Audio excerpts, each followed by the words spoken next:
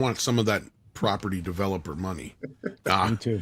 The Andre will explain that probably in just a moment. But good morning, Andre. How you doing?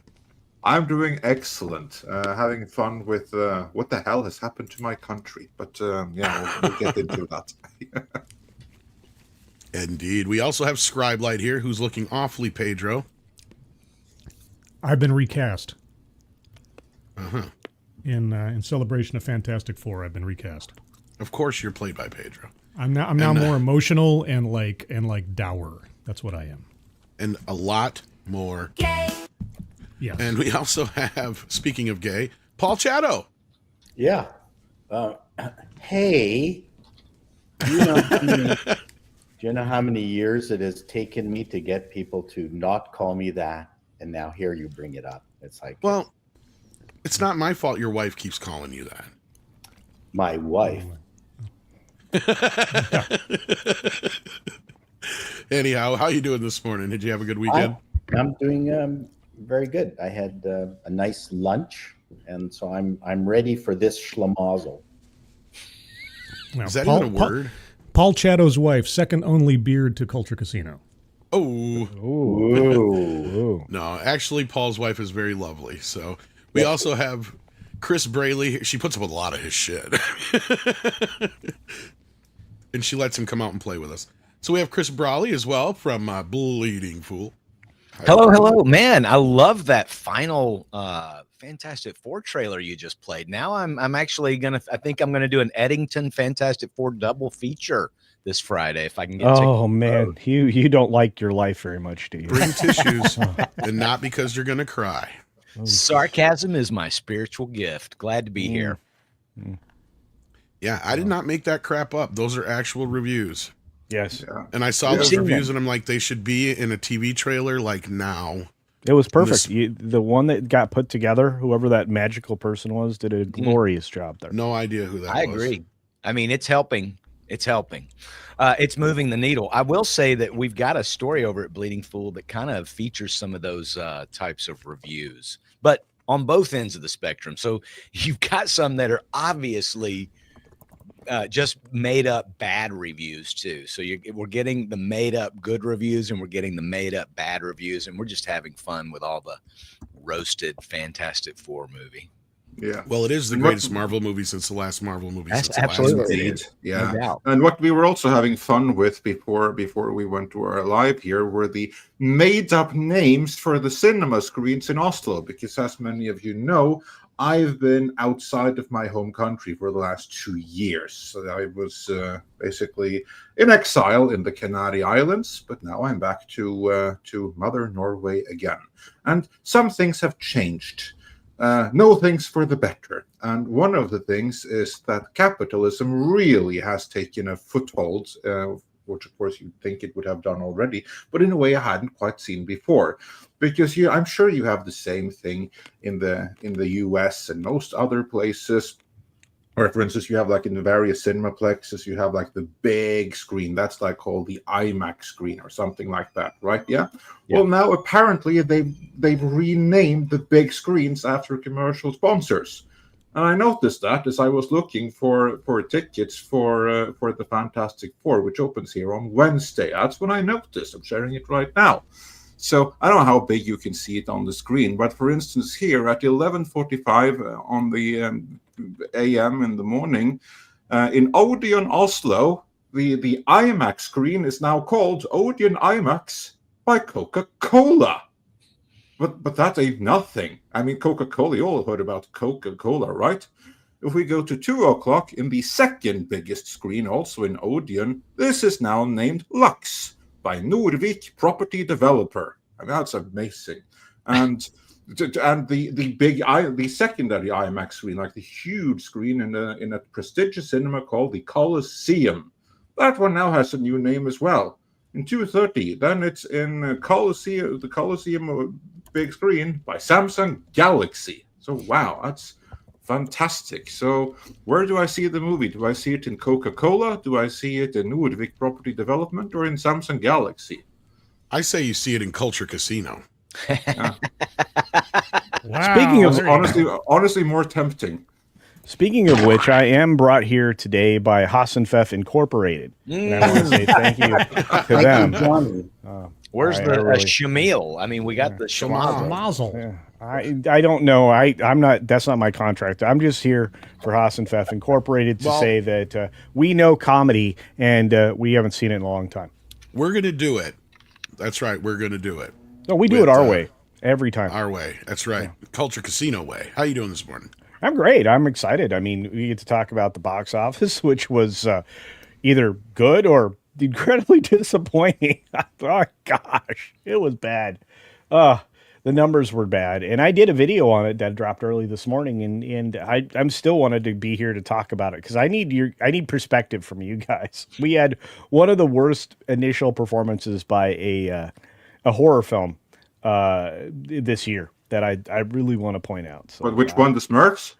No, well, I mean that was a horror film, but for an entirely different reason. We'll definitely have to talk about that too. Do we know what it did last summer or not? That we do. It just wasn't good. I don't know. I mean, there really isn't much. This is going to be a short box office segment for you guys. I don't think they should have put out those runway photos of what's No. her face. No. No, Well, let's grab some super chats and then we'll get into the box office. sounds good. Hyper Guyver says, I don't want Fantastic Four or Gaydro to beat me off. Oh boy. Well, Well, then you know what to do. See Superman one more time instead. Yeah. there is that. Then we got Ruby Hoove who gifted a membership. Thank you, Ruby Hoove. And Dr. Long Donger have been here for 44 months. And he's also sending in that super sticker with £1.99 to remind you to pound that like button if you haven't already. We got Richard the Dungeon Crawler crawling in for 15 months. Thank you. And Flying Blind on a Rocket Cycle sends us a $2 super sticker. Thank you for that, Flying Blind. We appreciate that. And as soon as my chat catches up, I can see what it is. But it's taken 10 years, so we're going to say it's a Shiba Dog with a thumbs up. Probably is. And it is. See, I was right. But as Culture Casino reminded us, it is Monday. And on Mondays, we do something here called the box office.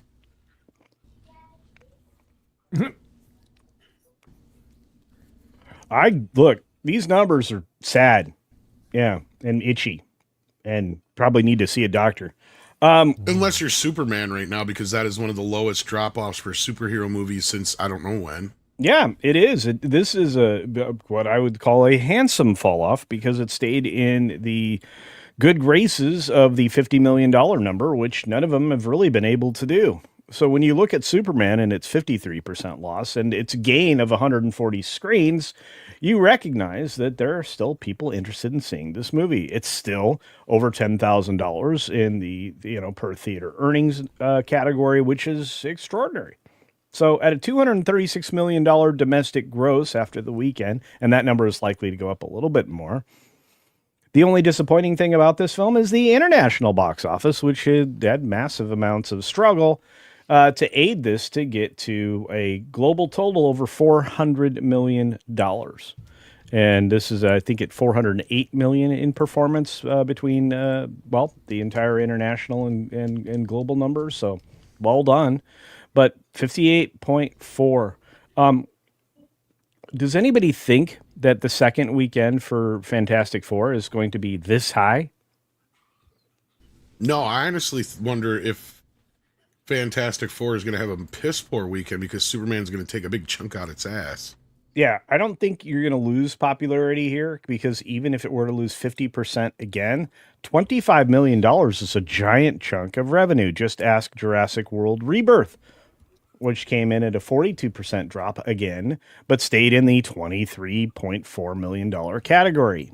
That's not bad after losing 470 screens and still averaging over $6,000 per theater. Looks pretty good. It's just barely ahead of Superman. What does that tell you? I know that it's doing well internationally because it's almost at 700 million total. So I think more people are into dinosaurs around the world than. Well, Eight. at the same time, I think what Culture's getting at is Superman's nipping at its heels real quickly. Well, that's It's true. doing almost the same amount and nearly half the time. Isn't it true Is what he's that getting at. We don't know which international markets are playing it, or it hasn't opened in some international markets, because the last time Superman or there was only Jurassic? Superman? Superman. Well, it has opened in basically every single big market that it's supposed to open in. It's Warner, and they do mostly day and date releases. So there's no really huge markets that's going to make any difference left to open in. It's What is struggling in a lot of Asian countries, though. It I is. guess. Yeah. And this is what I've been trying to say as well. Superman is perhaps the single most iconic superhero all time, but iconic only means that you are well known, that people know this particular image of Superman either waving at the camera, or he's standing there, arms crossed, looking mighty, or something like that, or like hands on his hips, like those kinds of images. They permeate through culture. That doesn't mean that Superman is all that popular. He hasn't necessarily, you can be iconic without being popular.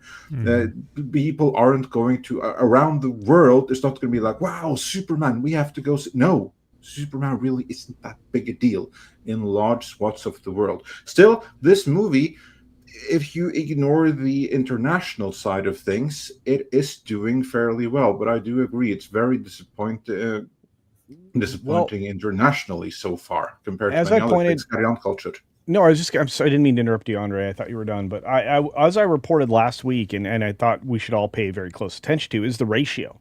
Because I think that the ratio tells all here. International movies have led domestic releases traditionally all the way through the end of 2024, usually by a substantial margin of a 2-to-1 ratio. This doesn't exist on this film. It also didn't seem to exist on several other films. So there might be a lessened appetite around the globe for all but a handful of titles in the future. I think you're going to start to see either a 1-for-1 ratio, which is where the trend is right now for this year, or you're going to see this falling behind in the international number. Now, I will say that Superman is definitely not going to hit in 5 to 7 markets at all, because again, there's no appetite there for it. But this is why we are where we're at, and this number is actually inaccurate by about 6 million. So we'll see what happens. And I will say that Asian markets are, especially China, like I'm glad to see that the U.S. film market is not pandering to them as much as they used to, and good. There's no because upside. even if they were playing okay, we don't even know how much money they were actually seeing from those. In a lot of cases, they were just basically bragging rights, we were probably figuring, because when you're seeing 10 cents to the dollar, like, is it even really generating any kind of revenue in those areas? Not really. No. But at the end of the day, I think the bigger story here is how it's doing domestically. Warner Brothers probably cares more about the domestic numbers right now. And that's kind of what I was getting at, is these studios need to concentrate more on the domestic and stop worrying about the overseas so much. Yeah. And as long as these movies hit in the U.S., I think that'll help play into the international market more. And the problem is, if they hadn't shortened the video window on these things, they could stagger these releases a little bit more. And I think part of the problem Superman's not doing as well overseas is because, I think you brought this up last week, Andre, in a lot of these countries, they're on vacation and they're off doing shit at beaches and other places. They don't want to go to see a movie in the theater. Summer is low season in Europe, at least. Summer is low season. It kind of always has been, yeah. It always has been. Of course, if you have like a massive movie, people are going to go see it, but they wouldn't see it in as big a numbers as they would around holiday season, which is top prime movie going season. In Europe, people generally don't go to the cinemas in summer unless it's something really, really special. And in large swaths of the world, Superman apparently isn't considered all that special. But you mentioned the importance of the domestic box office. I want to highlight something that John Campea actually shared. Now, we have like some mixed feelings towards John Campea, but he made some very astute observations here. So I'm just going to bring that on the screen for a moment. We'll bring back the box office table here after that. But John Campea said, in just 10 days of release, these are domestic numbers, Superman has made more at the box office than the entire worldwide run of Thunderbolts, which Campia loves, and 4 of the final DC EU movies, those being Blue Beetle, Shazam 2, Flash, and Black Adam. And in 3 days, it will pass the 5th one, being Aquaman 2, and both of the last 2 MCU movies. Not a bad start for a brand new cinematic universe trying to dig itself out from the rubble of the old DC EU and win the audience back. And that's some astute observations right there, because many people, I think, get a little bit heated in arguments for our argument's own sake, and some people maybe want to be right and take things personal when there is no need to. But the fact of the matter is this: Superman is underperforming internationally. There is no two ways about that. But domestically, it's doing pretty darn decent. Yeah. I think a lot of the issue might be internationally. There's a lot lost in translation. Mexico, it's doing well in. The UK, it's doing well in. Germany, it's doing pretty well in. Well, we have to remember, and maybe this is what Scribe was about to say, so I apologize if it was. Uh-oh. Here we go. Psychic time. I mean, we have to remember that it's been 13 years since we've had a Superman movie, technically, if you want to call that a Superman movie. Over almost 10 years since we've technically had any kind of Justice League or anything like that. And all these movies have been failing across the board for the better part of 3 to 5 years now. The only highlights you can point to are the Spider-Man No Way Home, Deadpool and Wolverine, the exceptions to the rule, right? Things are so bad that you can even point to the Batman and say, well, that was somewhat successful, right? But Scribe, I don't know where you were going to go with that. Oh, no, well, trying to bop in there, but yeah. No, you were right in sentiment in a way, in the sense that I was going to ask, there's one element to this, and you'll have to forgive me if this is not uncommon, the fact that it is not going to streaming for another several months. This is going to be in the theaters purportedly until at least September or October or something. So doesn't that set it a bit different in that we can't tell for sure how it's going to do because the limited availability of it? Unlike every other superhero movie that comes out within like 40, 50 days after its first release, this one's going to have some more time to grow, and the only access you'll have to it is the theater for quite a while now. Have we seen a blockbuster, big-budget superhero movie do that anytime in the recent past, and do we know what the results would have been? Well, Deadpool and Wolverine would be one of the key examples. Okay. And when you look down here at the bottom of the list, Thunderbolts is still in theaters. That thing's a piece of garbage. $20,000 is its earnings. Are you excited about that? No.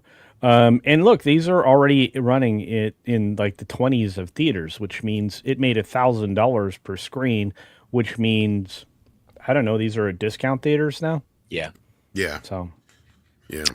I think what I mean by lost in translation is these movies have trained the audience. So like, I don't think any moviegoer right now in, Mexico is thinking, oh, it'll be on, it's only going to be on stream. It won't be on streaming for 3 months. We better go see it now. I just don't think that is factored into people's movie going experience, not on a granular level. I mean, we're kind of in that mindset because we're following it. There's a lot of people that just don't even know. They're just saying, did Superman just come out? They don't know when it came out. They just know it's out. They're going to go see it. Some people are excited about it and whatnot. But I also think that DC has not done themselves any favors with the Flash, with Blue Beetle, with Black Adam, with just a retread of the worst of their material, still trying to build upon the really dark and grimy Snyderverse. And on top of that, DC Comics themselves made a huge splash just a couple of years ago with their son of Kal-El, Superman, making out with a pink-haired dude on the cover of their comic books, which made global news. Global news. Superman gay. Even the mothers of, even the grandmothers who aren't going to go see a Superman movie probably saw that on CNN International, like it was a big deal. So they've I don't know if it was intentional. I'm sure it was an unintentional error, unforced error, that they've already kind of even tainted Superman a little bit. So it's just like, I think there might be a little bit of a we'll just wait and see how this movie does, which I think explains. It is a residual superhero fatigue. In a way. Yeah, it just adds to that fatigue. And I think that might be why Superman isn't falling off like most movies like this, because people are hearing good things and they're like, oh, okay, well, I was going to wait and see, but maybe I'll go see it this weekend. Okay, but Chris, I'm going to push back just a little. I mean, Super Lady Boy it wasn't an unforced error. Okay, Well, they forced that character down the throats of the comic people, and this is the other problem: is they're trying to wage a war, and whether or not people want to acknowledge it or not, but they're trying to wage a war in the culture space that, you know, they've lost. They're losing. They're on the wrong side of, you know, as you would hear politically, every 80-20 issue. And it's, you know, and I mean, you've got these ideas are becoming so unpopular that it's tainting the perceptions of politicians. It's not just in the culture space any longer. Well, I don't want to get too far into like the gender politics and all that of it, but what I mean is they've made themselves, all of their properties, susceptible to even trolls who are just having fun. Yeah. Like even with the Fantastic Four, now there's some rumor that supposedly Reed and Ben Grimm had a romantic relationship in college or something that's alluded to in the Fantastic Four movie. Now, is that real? I don't know. But at this point, it's believable. Exactly. It's believable, and that's a problem. And here's the thing with Superman is, look, there's a lot of people out there in the chat giving us some shit on certain. Ben would never been allowed to bring a goyim home for dinner. Hey, just imagine that relationship now. That'd be a little rough. Oh no, where did that come from? You see what I mean? You know who it came from. Kevin Feige's who it came from. Come on, I can't quit you. Where's the? See, I think you should put the guy from Variety in there behind. Oh, there you go. Is it the gayest Fantastic Four ever?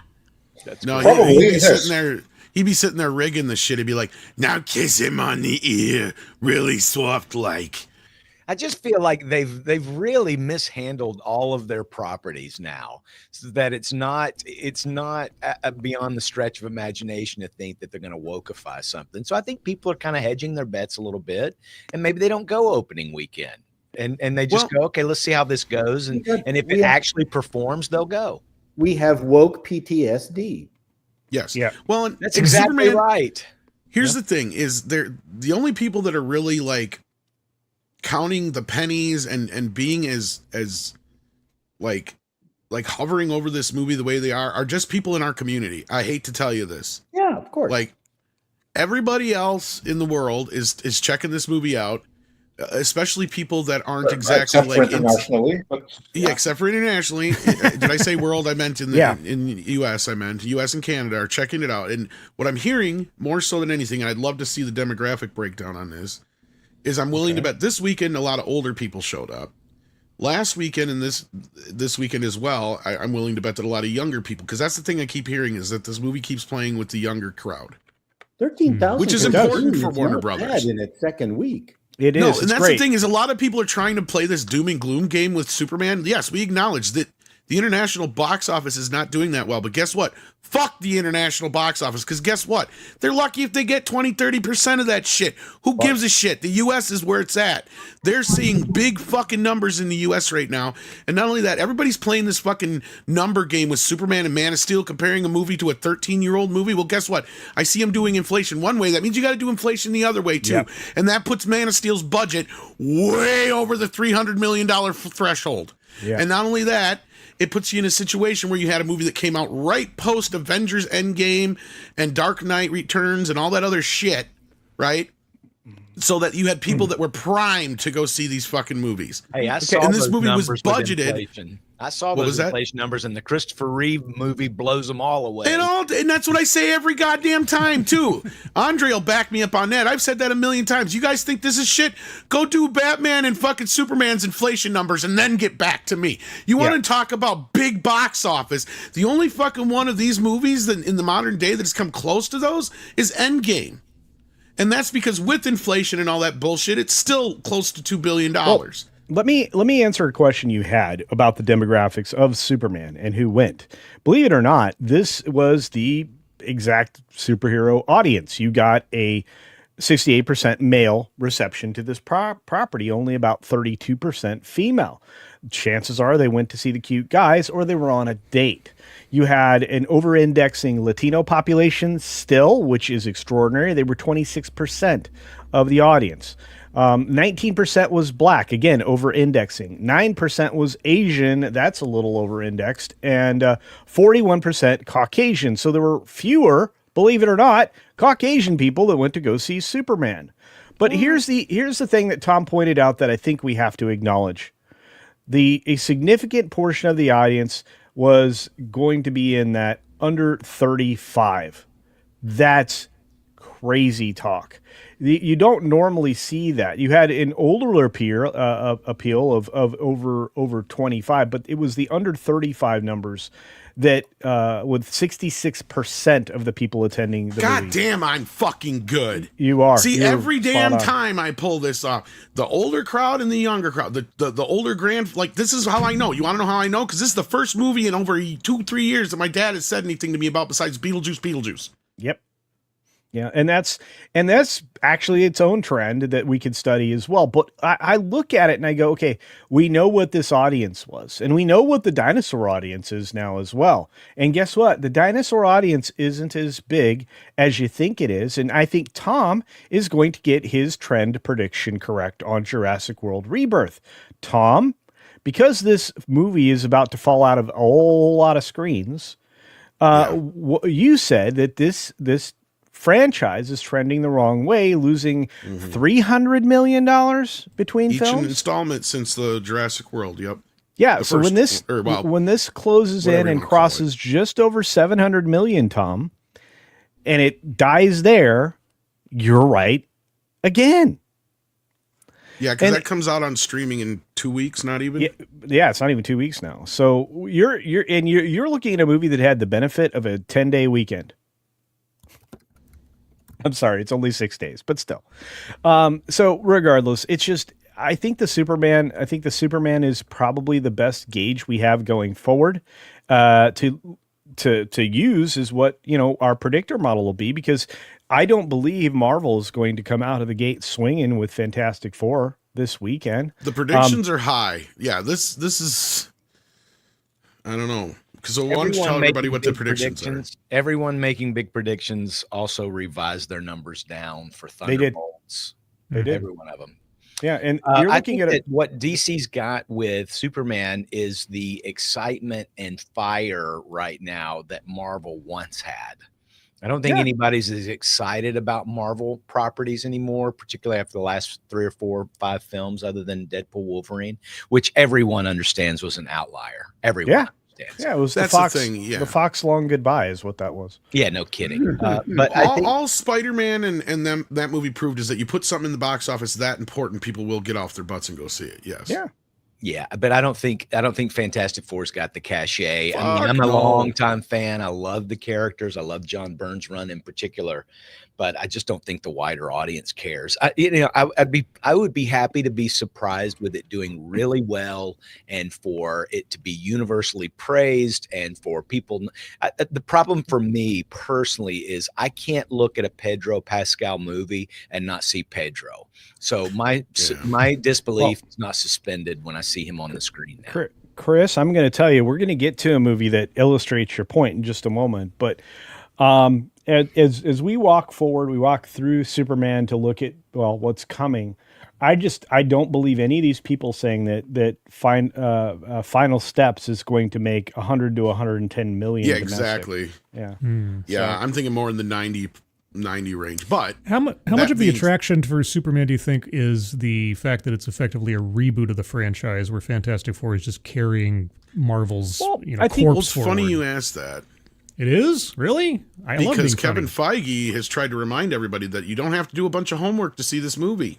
Yes. Oh, okay. Yeah, trying to like portray that they've rebooted, like they haven't rebooted the last 2 films of the last phase that failed. Again, this is the beginning film of this phase 6, which should be the last ever. But We do need to move on. So, all right. So Jurassic World Rebirth, 23 million, still a decent earnings that is as deep into the run as it's been. I Know What You Did Last Summer. Tom, explain $13 million to me. This is not exactly Halloween or even Final Destination. I'm kind of surprised, to be honest with you. I thought this would do as good as the Final Destination movie did, but frankly, this is one of those franchises I never had any love for. I'm kind of surprised that a lot of people agreed with me on this one. I thought the first one was a piece of shit, and it was the worst of the Scream effect films. Yeah. Because it had Kevin Williamson involved in it, and you had Jennifer Love Hewitt and Freddie Prinze Jr. and Sarah Michelle Gellar, and it was like the ultimate. God, help me out here, Andre. Like everything that was wrong with Scream is I Know What You Did Last Summer. Well, I never saw I Know What You Did Last You're Summer, lucky. to be completely honest. And the reason I didn't is because I hated Scream that much, and anything that in any kind of way was like Scream, I didn't want to see, because I recognized instantly the moment I saw Scream in theaters, this movie is going to destroy horror for years to come. And I hated it for it. The moment I saw it, the one exception being Final Destination, those movies were kind of cool. So I can't really comment on it, because I mean, to me, this is the very kind of horror that I just can't stand, which is ironic, but that's how it is. Well, and I haven't seen it, but the reviews are basically that it's generic schlock. I think even Price of Reason said that the returning characters don't even act anything like the original versions, which is strange. So they're probably even just like, like extravagant cameos more than anything. I don't think they could remember. Yeah, that too, possibly, Paul. You're not wrong. And wasn't they it couldn't be written and bothered to directed fucking by? watch the first 2 or 3. No bother. Wasn't it written Well, and directed by the lady who helped to make Thor: Love and Thunder? Potentially, because I don't think Kevin Williamson had anything to do with this, because he's busy working on Scream. No, this is another misfire, just like we had with Megan 2. It did not review well. People that saw it said meh, and horror films don't usually make things like super successful when they feel like it's meh. So, well, maybe we've gotten to the end of this revival trend. Well, it globally it earned 24.6 million, and it did so on an $18 million budget. And I then believe, never mind, they're not seeing it that way at all. no, but on a they had a $10 million ad spend on it. No, but this is Sony. It's going to Netflix paid for it. Probably, but it's This is pretty already garbage. in the red, or I mean in the black. It's It may be. We'll see. I just know that Sony's not having a lot of wins lately. Think back to just a few weeks ago with 28 Years Later, which has only managed to pull together 145 million. That was worldwide. word of mouth, I think, killed that movie. Yeah, because it was awful. It was slow. The thing, it was a slog. But anyway, well, let's point and laugh at Paramount for a moment, because Sony can do that, because Sony was the last person to release one of those Smurf movies, and now Paramount took over. Yeah, and they gave you Rihanna and a bigger budget and only got $11 million. Not great. Paramount's having a bad week, aren't they? Yeah. Bad year. Are you kidding? Like between Mission Impossible and this and the really the bad week for them is that it's going to take them a whole year to get rid of that lousy late night guy, Steve Kovacs. Yeah, that too on top of it all. Yeah, this is not the year for Paramount. Yeah, like they are kind of taking all the lumps that Andre and I have been warning people about, or telling people about, I should say, for years. That like everybody talks all this doom and gloom about every studio.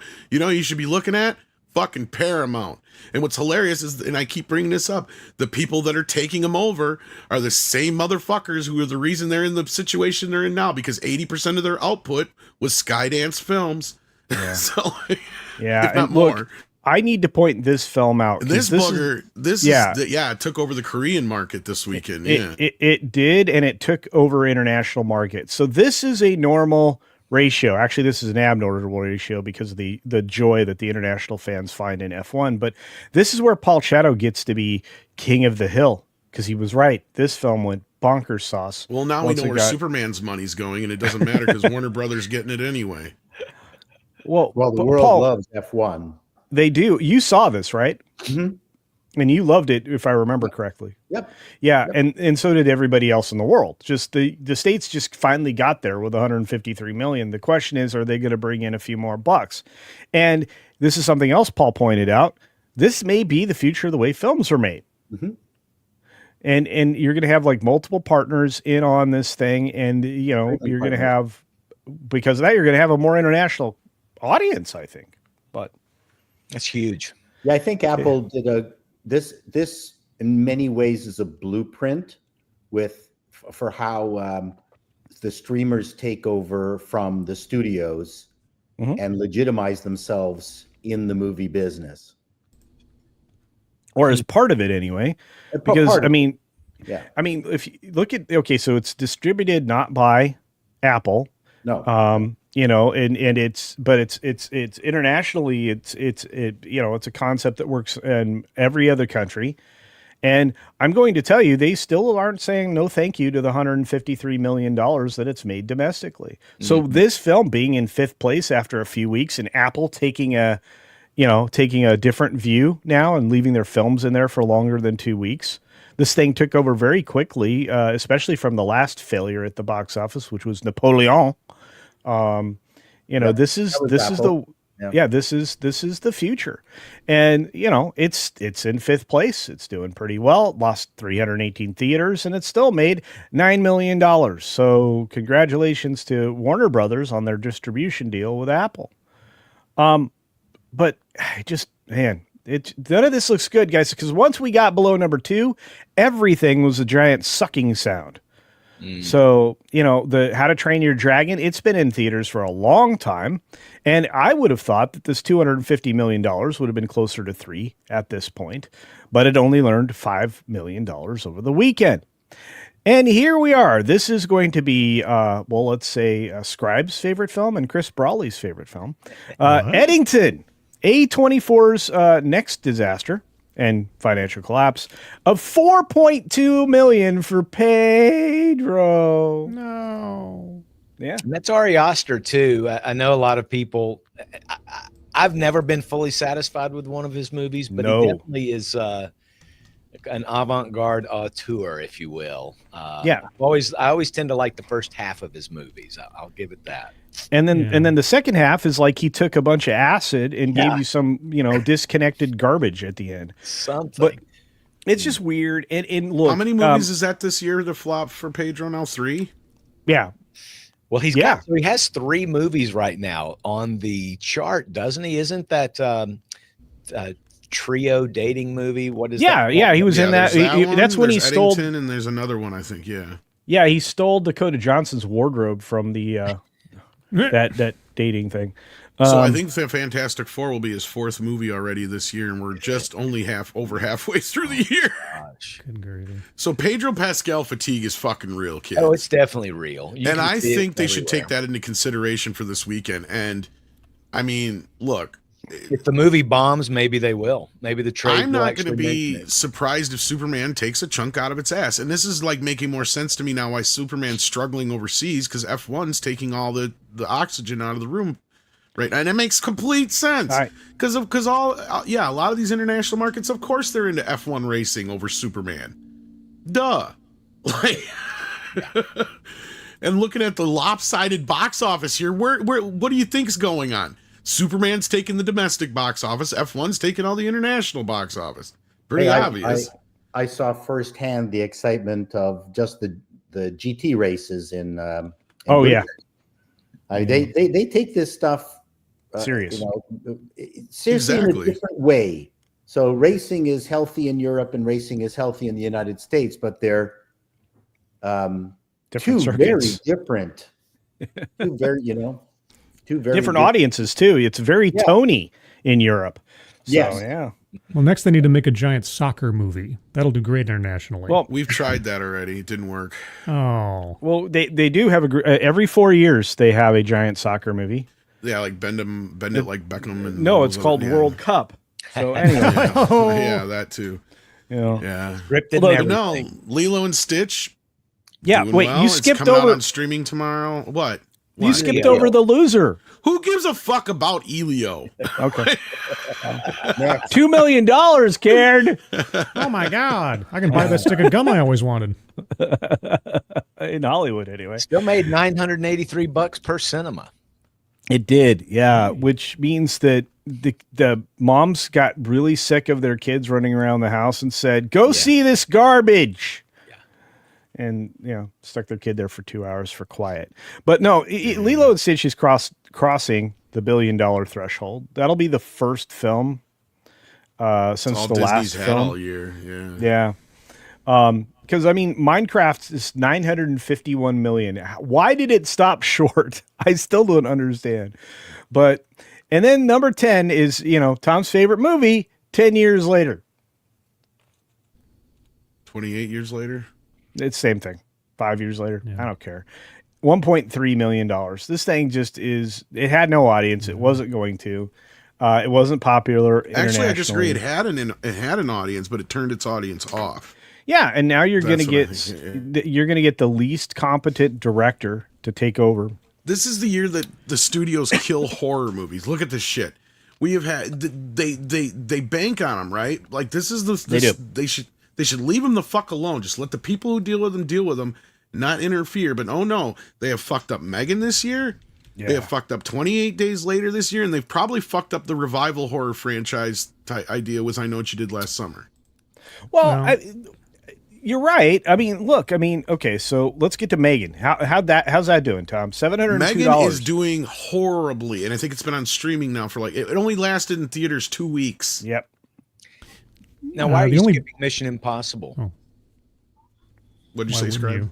Oh, I was going to say, as far as horror is concerned, I think the one thing that's coming up that might be a sleeper is Weapons. If you guys have seen any trailers, Yeah, or I seen the info on trailer this. for that. Yeah. Because just on YouTube alone, I have seen, I've watched them all, but I've seen entire videos done of speculation of what that movie is about.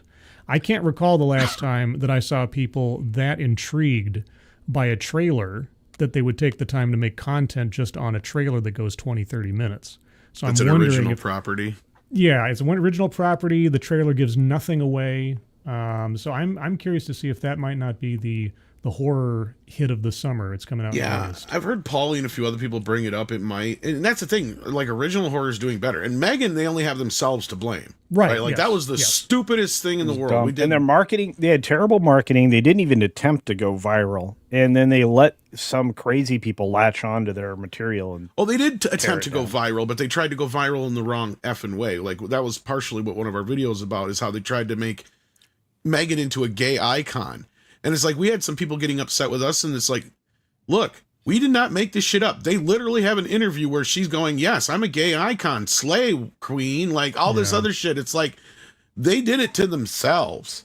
Megan 2 should have been Megan's Revenge. How Yeah. difficult is that? You I don't know, do this kind of crap till you're like 5th, 6th, 7th movie into the franchise. yeah, you need a solid base. And they didn't have it. So Are there any successful horror franchise, like actual, like right now, successful horror franchises Outside left? of the Conjuring spin-offs? Final Destination. Well, I don't know if I'd count that as a franchise yet. We've gotten one movie in 10 years? Yeah, No, but Megan had potential. They fucked it up. Yeah, The Conjuring is the only solid one. Whoop, who'd we lose? Paul. Yeah, that's a whole universe. Yeah, The Conjuring is the only solid one we have, and Andre will be, the one to point it out that outside of like the Avengers and stuff like that for a while, that was the most successful extended universe we've had. Most people don't think about, because you had The Nun, you had Annabelle, and all these other spin-offs yeah, of that all on top of everything the main line. everything out of the Conjuring universe. I think that's 100% true. What's your But, thought I on mean- the Mission Impossible?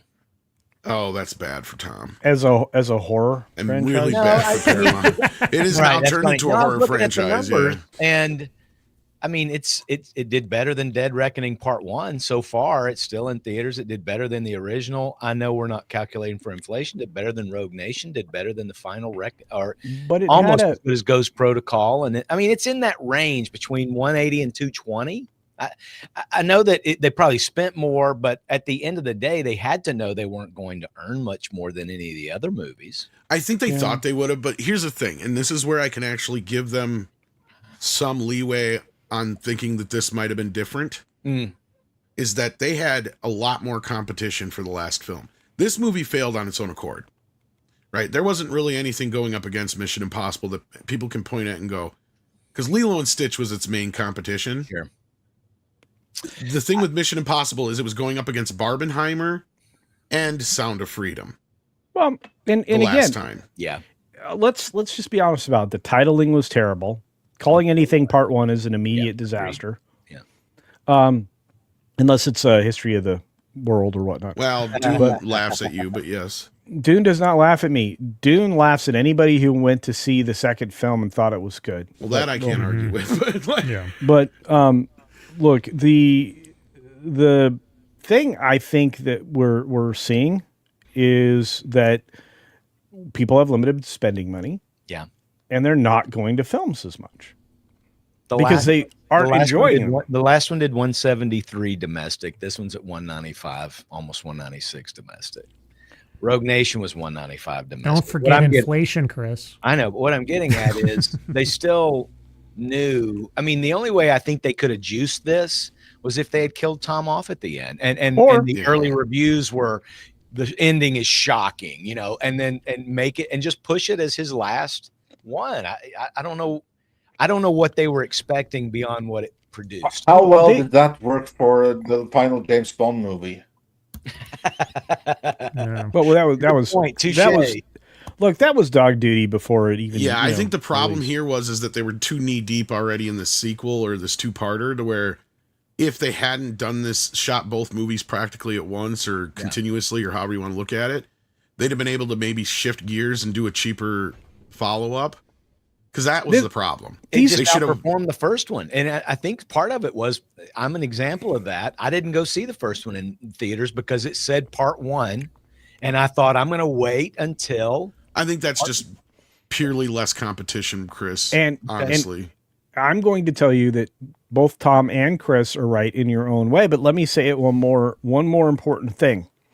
Both of these end movies were too long. Yeah, well. Yes. That's the third problem. And I think that the studios are starting to realize that because I think Warner Brothers is getting back to their 2-hour maximum. I don't know if Paramount can argue with Tom when the biggest grossing Paramount movie of all time is Maverick. So, well, which by the way, earned $0 in China. The problem with that, the aside is everything else Tom has done since, other than that, and since what the third or fourth last fucking Mission Impossible movie hasn't made any money before. No, I'm with you. But so, like on that respect, made on the back of Maverick. So, oh yeah. But I mean, here we are at a point though. Like I was going to make a point, and I forgot what it was. You were but right, go ahead and finish up the box office part. Go ahead. All right. Well, here we go. At the end of the day, 28 films made $132 million, which means the top 2 movies made almost all the money. It made over $80 million. Everything else was an also ran, which is the biggest problem we have in theaters right now. And I don't see this changing. The addition of Fantastic Four this coming weekend is going to see both Jurassic World drop significantly and Superman drop significantly. And we'll be hovering right around $130 million again. Unless Superman holds strong, and that really disappoints Fantastic Four. That was the other thing I was going to point out. A lot of these studios are getting smart, and they're sending these movies out in much shorter running time. You guys know that Fantastic Four is under 2 hours long? Oh, yeah. And Superman, and I mean, you start to look at it, they're running them under 2 hours for a reason. They're not going to make the Paramount mistake. Now, yeah, that was the point. Because, yeah, the last 2 Mission Impossible movies, of all the whatever problems they have, the biggest issue is the running time. Yeah, fewer screenings means fewer tickets. The longer the movie, the fewer the screenings. Yeah. Simple as that. But, yeah, was there anything else? I'm still hoping for, I know what you did last summer, to come from behind. And the only behind in that movie is Jennifer Love Hewitt. Oh, I knew that was coming. I teed it up for you, Tom. I teed it up for you, sir. That was a joke that you see coming, but you can't run away from it. It's a slow motion. Man, did I piss some people off? It's like, I never said I wouldn't do her. But damn, did she eat Michelle Gellar or what? Oh, by the way, you know why that film franchise took so long to come back? No. Why? Jennifer Love Hewitt hasn't spoken with what was the other Geller? Michelle Michelle Gellar. She's not in it either. Yeah. Yeah, since forever. I mean, since she was 18 years old. That's how. Oh, I thought you were just going to say it took her that long to get up the stairs to the Listen, studio. But it commits two things that I can't stand that I hope the trend is over. It didn't. It used the exact same name as the 1997 movie. Right.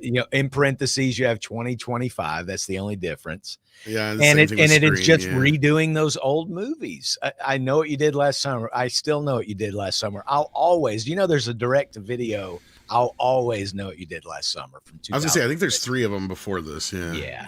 Oh my gosh. Yeah, Go and away. I know a bunch of movies nobody should have made. So Yeah. there. Well, Yeah. about 95%. I hated of the them. first one. Yeah. Well, okay, so I need to ask Muted, Paul. Paul. I need to Sorry, ask I'm Paul saying, something. Don't even get into movies that shouldn't have been made. It's always been a bugaboo of mine, even from the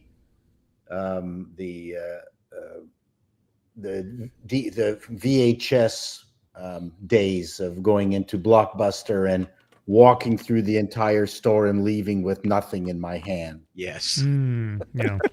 I mean, That listen, very really happened. We've all to me, had but- that before. sure, that's why I bring it up. I mean, I was always shocked. You go, wow, it's Friday. I really want to see something. Nothing. Well, usually and at when least that walk out happens, with a usually classic, though. the movie you went to go see, somebody had scooped up the last There's copy. that too. Yeah. Well, until you had the guarantees from Movie Gallery and Best Buy that or Blockbuster, that everything would be there. But Anyway. I would always walk out with something like Kroll.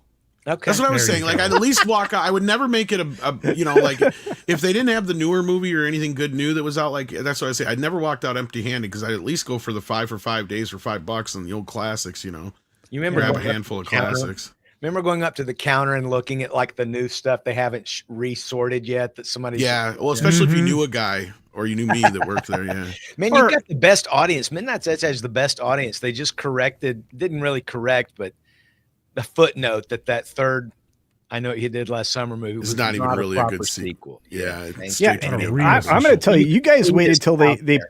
you guys waited till the videotapes came out to the sorting cart. I was looking through the bin, I'm like peeking through the. Oh yeah, little if you had a slot. real friend like me, they I'm would like, go, "Wait "Yeah." a minute, They'd be like, that- "What's in the bin?" Yeah, sitting outside smoking a cigarette as people bring up their movies. Hey, what do you got Yeah. there? Right.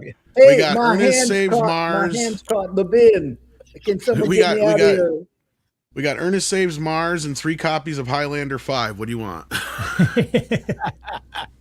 Ah, better the good selection. old days. Yeah.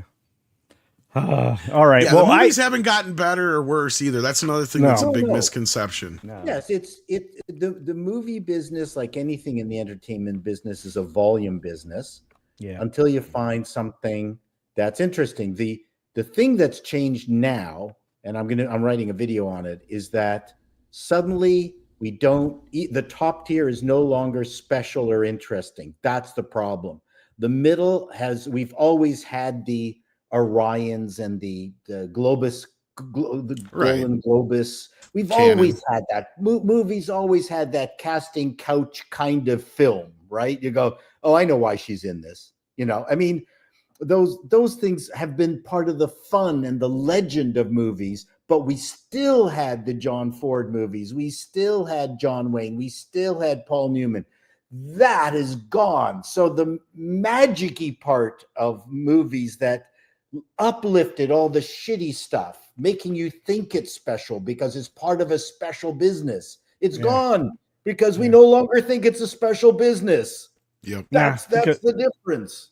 No, a lot of that you can blame on the Nepo babies and everything that happened afterwards. Oh, But streaming. really, well, that and taking the shine off the stars. The fact that I know that Mark Hamill got rampant TDS and is a complete freak show. That destroyed his stardom. Well, your problem there was you thought he was a movie star to begin with. See, that's your misconception. Although I will say it's harder to take the sheen off a star than you think. As I've said before, Frank Sinatra was filling concert halls, even though people knew he was a womanizing asshole. Yeah. So Mark Hamill is still going to attract a giant crowd of people at any kind of comic show. Yeah, but Paul, the difference back then is it was expected to be a womanizing asshole. Like, they wanted that. And he could sing, so I mean, there was that. Yeah, and then he could just go, boo, boo, boo, boo, and they go, ah! No, he couldn't sing. Oh no, Chris. Frank just kind of, yeah, he's right. Were horrific. We're Well, yeah, the Frankie last was more of a concert. speak So were singer than he Ozzy was a Osbourne's singer. last- Ozzy Osbourne's last Anyways, concert. Horrific. so. I mean, I still believe that it's hard to tarnish someone who is as popular as Hamill. Hamill's problem is that his career is not much of a career. That's his problem. That's what I remind people of. Yeah, he's Okay. basically had a glorified career as a Other singer. than anyway, Star I'm Wars sorry. and I couldn't- Batman. No. It's just I've been destroyed for the last 5 minutes because I should have said Harrison Ford or somebody else. You that was should have said actually Harrison worthy of Ford. stardom. You should have said That's Harrison fine. Ford. But unfortunately, we've reached the end of the hour I allow before I have to drive an hour across town. So I Take will care of say yourself. I appreciate all of you. Do check out Culture Casino if you haven't already. I do need your subscription. I really would like to get to 40K by the end of this week. And I'd like to get to 50K by the end of this month, but that isn't going to happen either. So you can hope for things, but the wishes, horses, Hope and poop. All right. See which happens first. Well, Yeah, if you're talking about Amber Heard, did you see her promo of her poop shoot? I mean, her She's photo trying shoot. to come back again for Yeah. the third time. Yeah. Vogue did a huge layout on her, and she was actually squatting in the woods. So yeah, her poop shoot may have been successful. We don't know. Oh, I gotta go. I'm still waiting her to star in German Scheissen movies, but yeah. Getting there. Well, I Take think care, we're already Culture. there. See culture.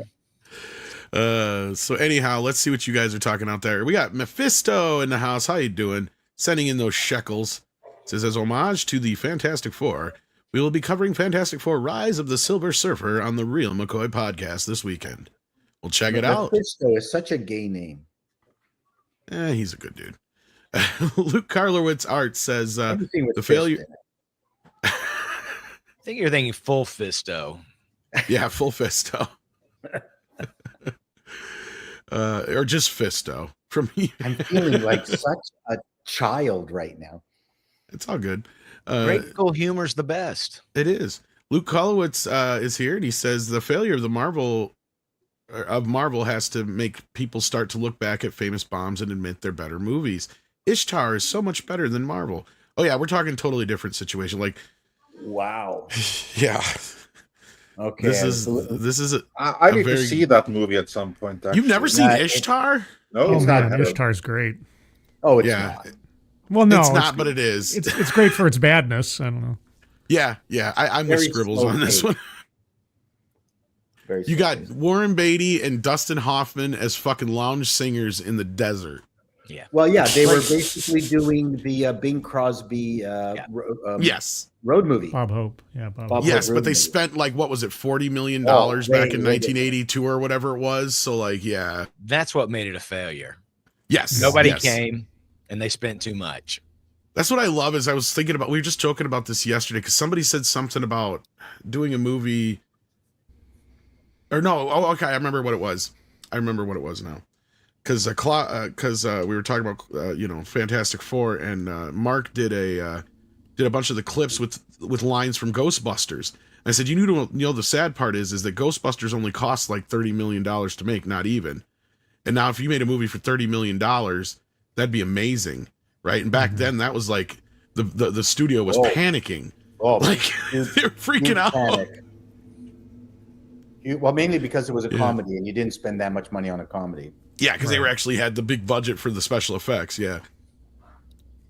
Actually, I don't even know if it was that much. I think it was more in the. I don't think they even spent 20 million on it, but I could be wrong. With inflation, it was probably closer to 30, 40 million. I liked But- Dave. One of my favorite Dave? movies. I don't think Dave cost all that much. That's a No, good no, example of. no. And it wasn't I don't think it was very successful, but I loved that movie. Actually, I think Yeah. Dave did pretty well. Not Did like it? not blockbuster, but I think it No, did. but made money back kind of money. Yeah, I think it did well enough. Yeah. Ah, that's Critically nice to know. acclaimed enough, and I think it even got nods for a couple of Oscars. Because I swear, like Kevin Kline got nominated for it, I think, and it might even have got Best Picture. I don't know if it got Best Picture. Now I think back, but anyway, Thunderstorm over on the Rumble side says, "I just see a lot of people elevated by other people's creativity And once they showed their own creativity, people are less interested. Huh? I'm not sure what Thunderstorm. This came in earlier, so I'm not sure which he was referring to on this part. Maybe you'll have to be more specific on what you were referring to back on Thunderstorm. They need a translation. Yeah. And then we got Jan N, who sends in 50 Norwegian krona. We got another Norwegian in the house, Andre. Yeah, indeed. Awesome. No one wants to sit in cinema when 30C can and see in sun outside here in Norway. Yeah, 30 degrees centigrade.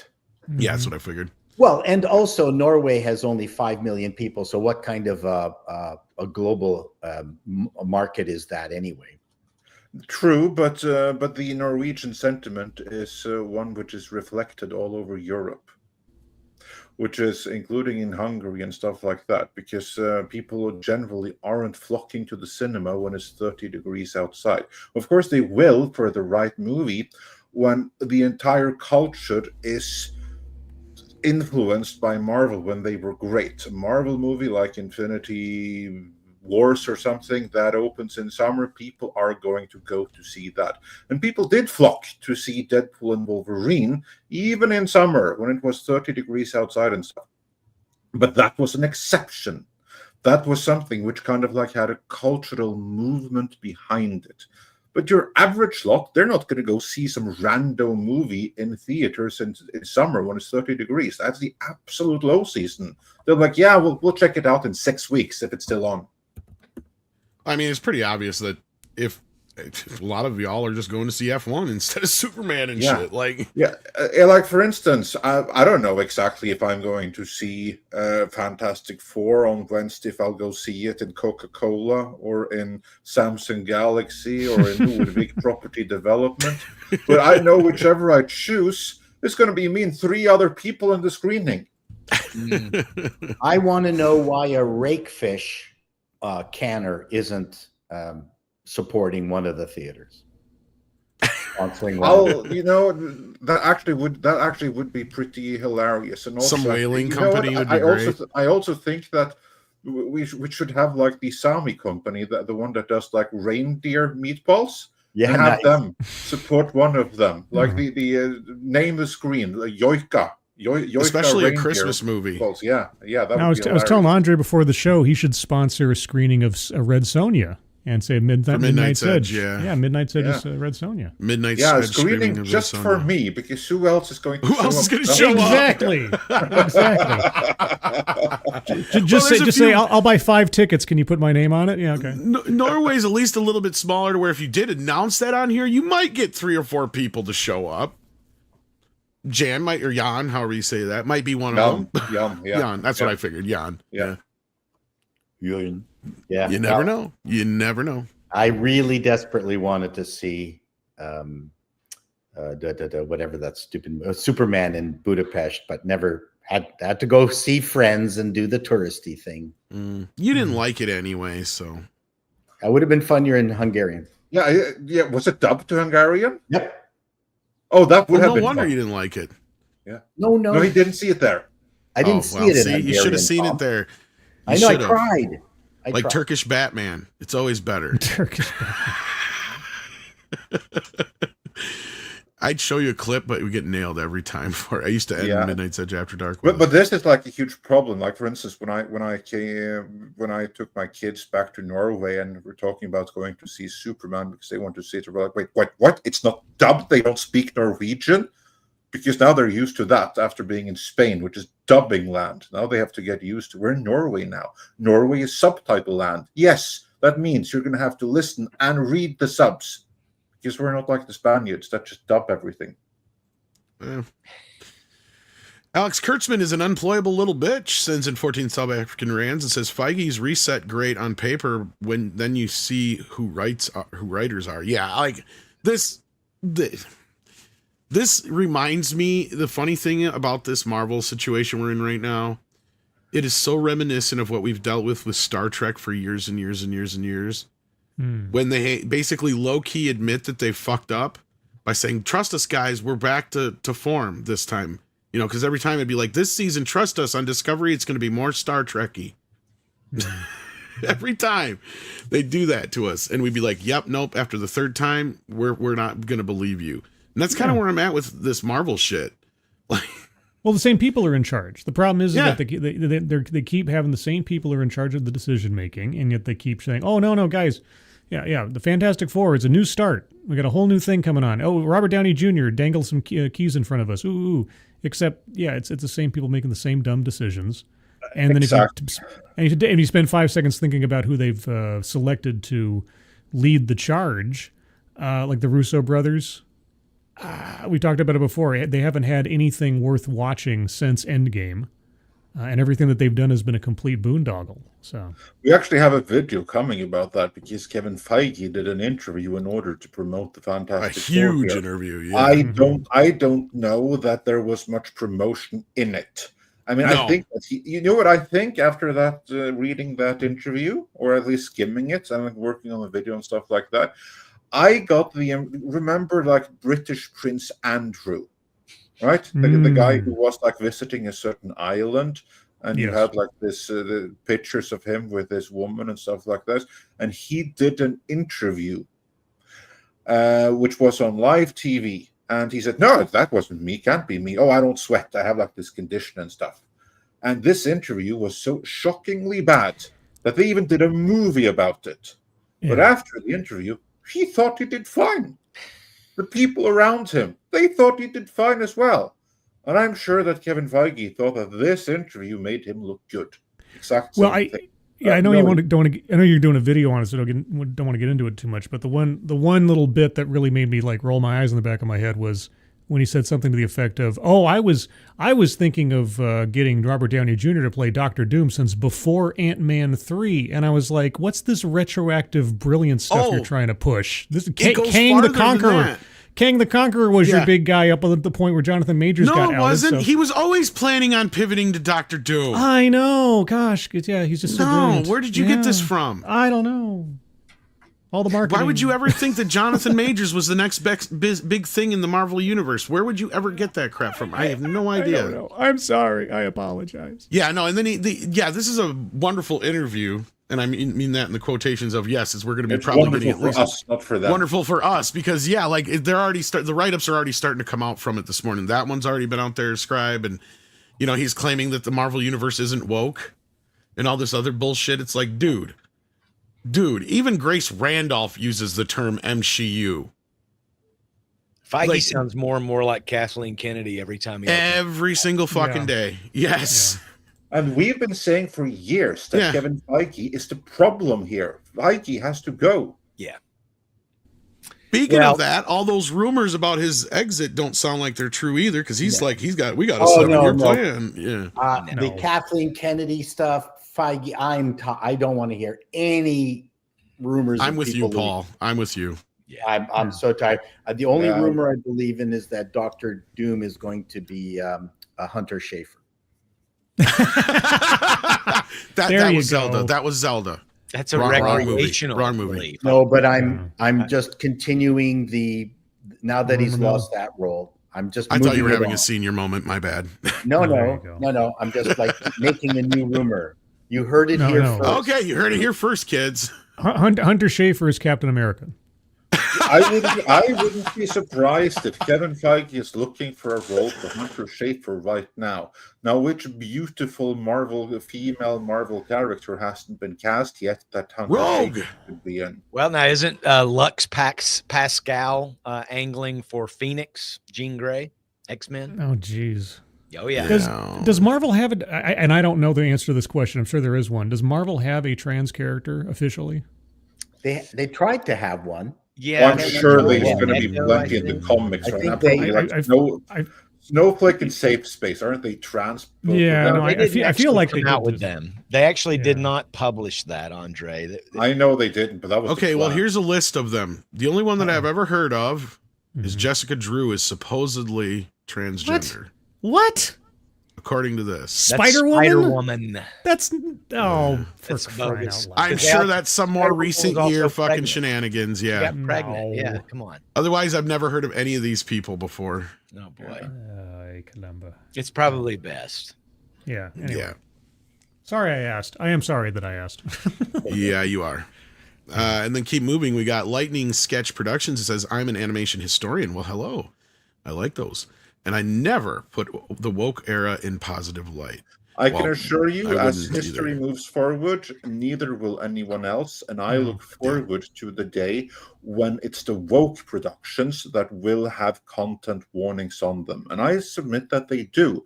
Movies like Black Panther 2, keep the water Mexicans out of Wakanda forever. Needs a content warning. Same with the Marvels, needs a content warning. Ironheart needs a content warning, because these are fundamentally racist, socially divisive movies. These are basically commie propaganda. These are exactly like what's the guy, the CE and the KGB defector. I forgot his name right now. That he wrote about.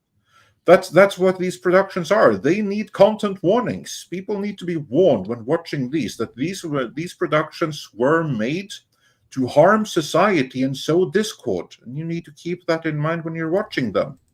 Well, what's hilarious is if you get the old Looney Tunes, I think on volumes 3 of the initial DVDs and I think the first set of the Blu-rays, they actually point out how erasing any of the racial or other type of problems in the Looney Tunes movies would be to pretend that they don't exist anymore. Yeah. And you know who said that? Whoopi fucking Goldberg. Oh.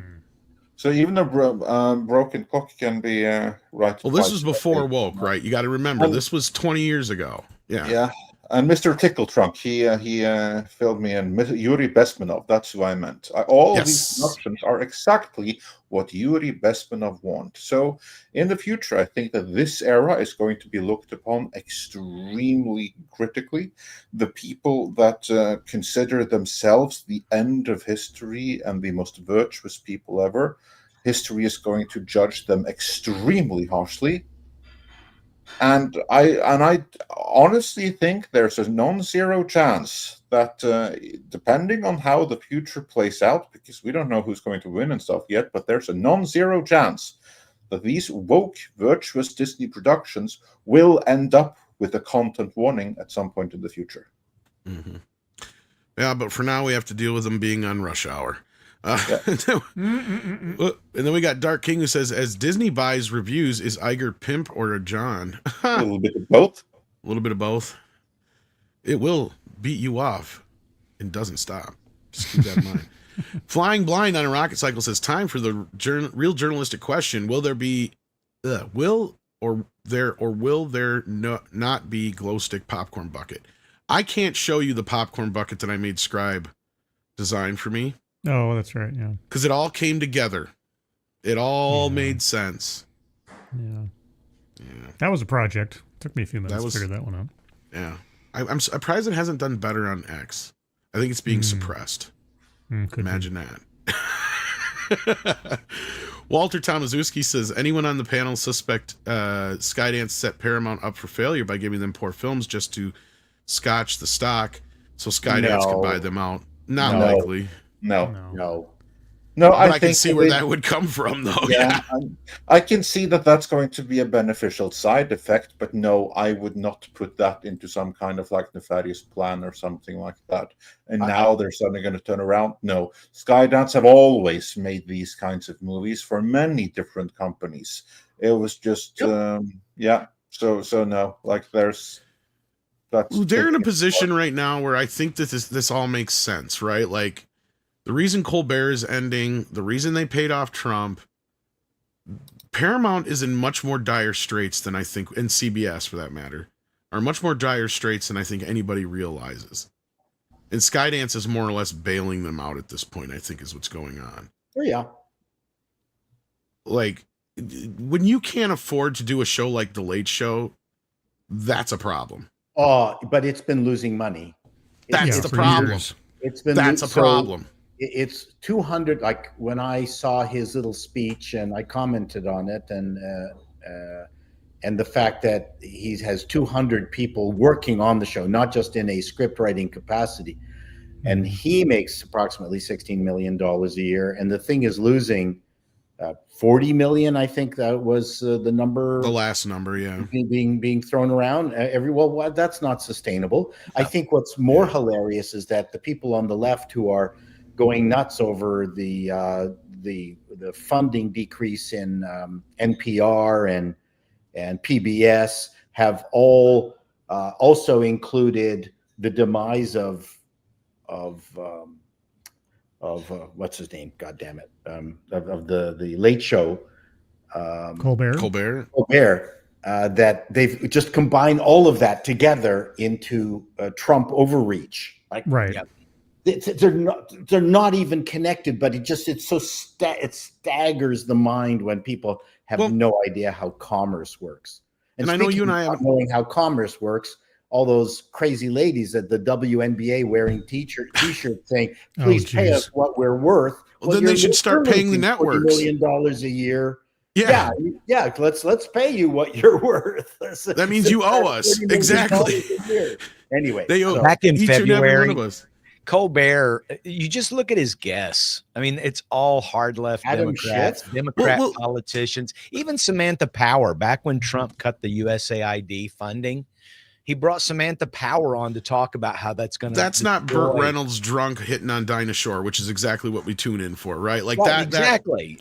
No, I want to see Paul, Animal Tricks. There was a video clip Paul, of Carson going around talking about not getting into this is the part that I don't understand, because Carson got paid like what, $30-40 million a year. Letterman got $30-40 million a year. Colbert's making half that. Okay, granted, but you're losing $40 million a year. Paul, you might actually know this number. Do you know how much David Letterman brought in at CBS in ad revenue at its height? That I don't know. I know it's $240 million a fucking year. Yeah. Wow. And yes, I get it. The internet has come in and YouTube has really eroded the late night show, but that's not the real problem here. You guys are hitting the nail on the head. The real problem here is we went from stupid human tricks to fucking political bullshit. And that's why people turned out. You could get away with the political bullshit if that it was economically viable. I mean, if you had a Joe Rogan setup on NBC or whatever, or wherever Colbert is, or CBS, and it only cost them like, $1 million a show or something. And if that, because what does Rogan need? What does the Call Her Daddy show need? It needs a set, needs two people, an interesting host who knows how to interview people, and interesting guests, and that's it. They wouldn't need to do this if they would stop thinking that they can maintain a vaudeville-esque production for something that people don't care about anymore. I think the problem was Colbert did make money during the first up to and including the first term of Trump's first presidency. Mm-hmm. They made a lot of money, actually. It was the fact that he didn't stop the shtick. He had to. He stuck to the Trump crack cocaine. He couldn't get off the drug. Couldn't get off the crack, and that's the problem. You make your money.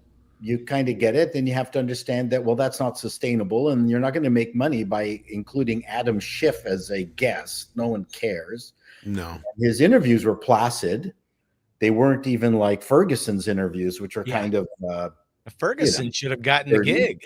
Ferguson should have gotten this gig. Colbert, you go to their YouTube channel, Colbert's Late Show, and they've got like 10 million subscribers, but they generally get about the same amount of views as a Midnight's Edge video. That's, and you've got CBS and everything behind it, pushing it. And that's all they can do because they're just grabbing clips and sticking them up. There's no synergy with the show. No, it's just it's a total propaganda tool. If he, what happened when Jimmy, what's his name, brought Trump on and tussled his hair? Yeah, I mean, he caught hell.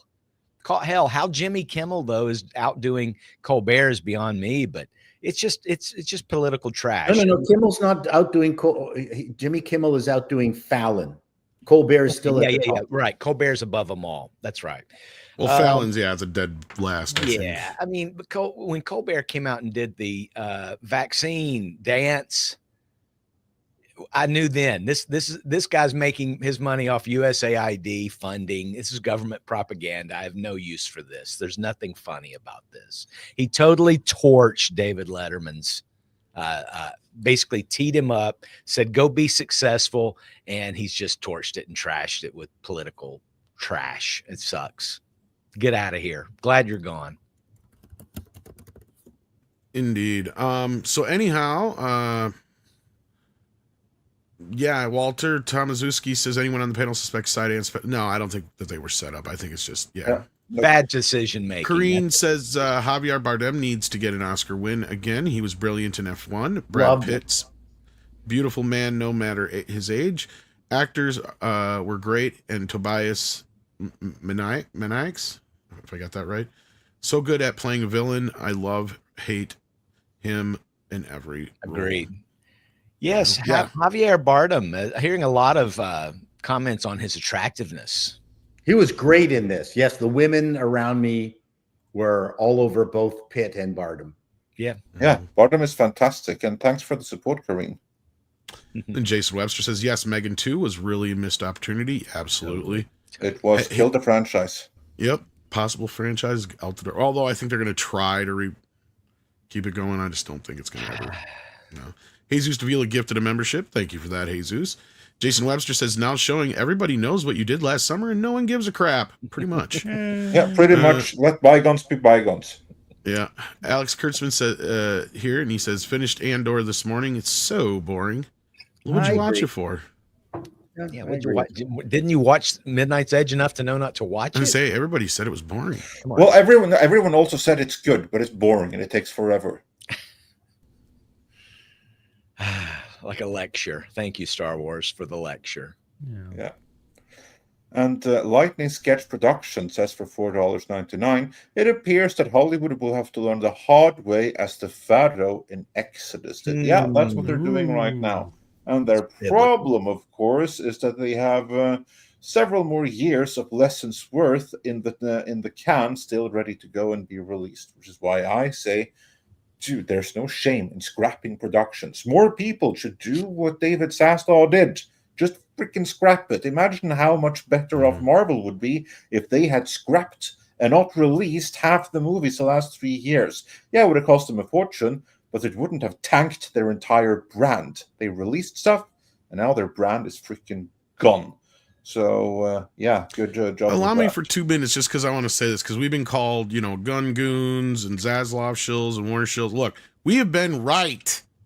Yeah. We've been telling y'all for the last few years what the fuck is going on. And right now, if you step back, there's even the story right now in Variety where they had to fucking admit, finally, after all this time, through all the doom and gloom, all the downgrades of their stock, all the bullshit that's been thrown on this company, they're the only ones making any fucking money in Hollywood right now because everybody else has done nothing but put out flops. Warner Brothers is the only one who's consistently had hits. The only 2 movies you can point to in the last few years that have flopped have been Furiosa and Joker 2. That's it. For every Joker 2 and Furiosa they've had 3 or 4 F1s, Sinners, and Supermen. And I know people are trying to... Go ahead.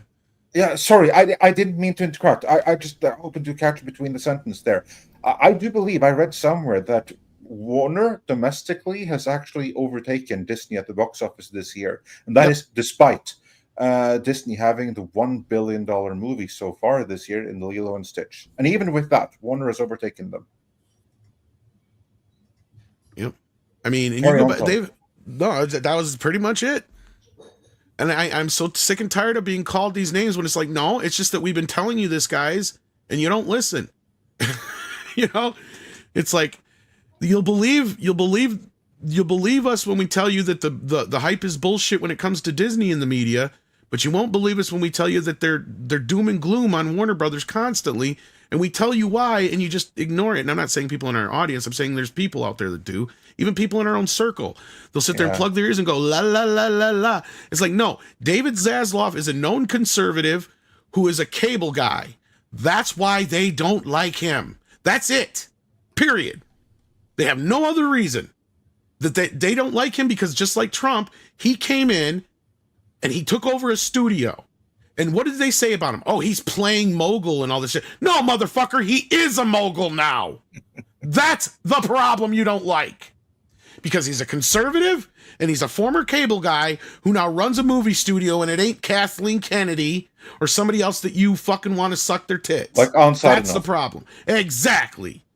Well, and it's easy to get the activists to not like him when he cancels Black Batgirl with the transgender co-star. And that's the number one thing, Chris. And I'm done right after this, because every time somebody has said something about Zaslav, I said, show me on the doll where he touched you, right? Yeah. I pull out a Batman doll and I'm saying, here, show me where he touched you. And all they can come up with is Batgirl and the 2 Looney Tunes movies. And I'm like, motherfucker, he did you a favor with Batgirl, and you're getting to see the Looney Tunes movies. In fact, you didn't get off your ass and go see the fucking When the Earth Blew Up, so he was right about that. Yep. But it did well enough for that company overseas and on home video that they're fucking doing. Yeah, that they're doing. They bought out the rights to Coyote and Acme. Acme, yeah.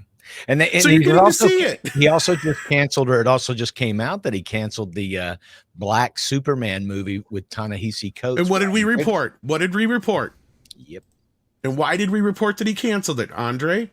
Because it was too woke, and he's not that's where the audience is. What? So it's easy to inspire your lemming activists to go after him. It's just easy. Oh, and he's white. Yes, that's well. That was what I meant by he's not Kathleen Kennedy or somebody like that. Yeah. Well, if it was Toby Emmerich, they'd be fine with it, because Toby Emmerich is one of them. Mm. The guy that ran Warner before this, the guy who basically ran it into the fucking ground.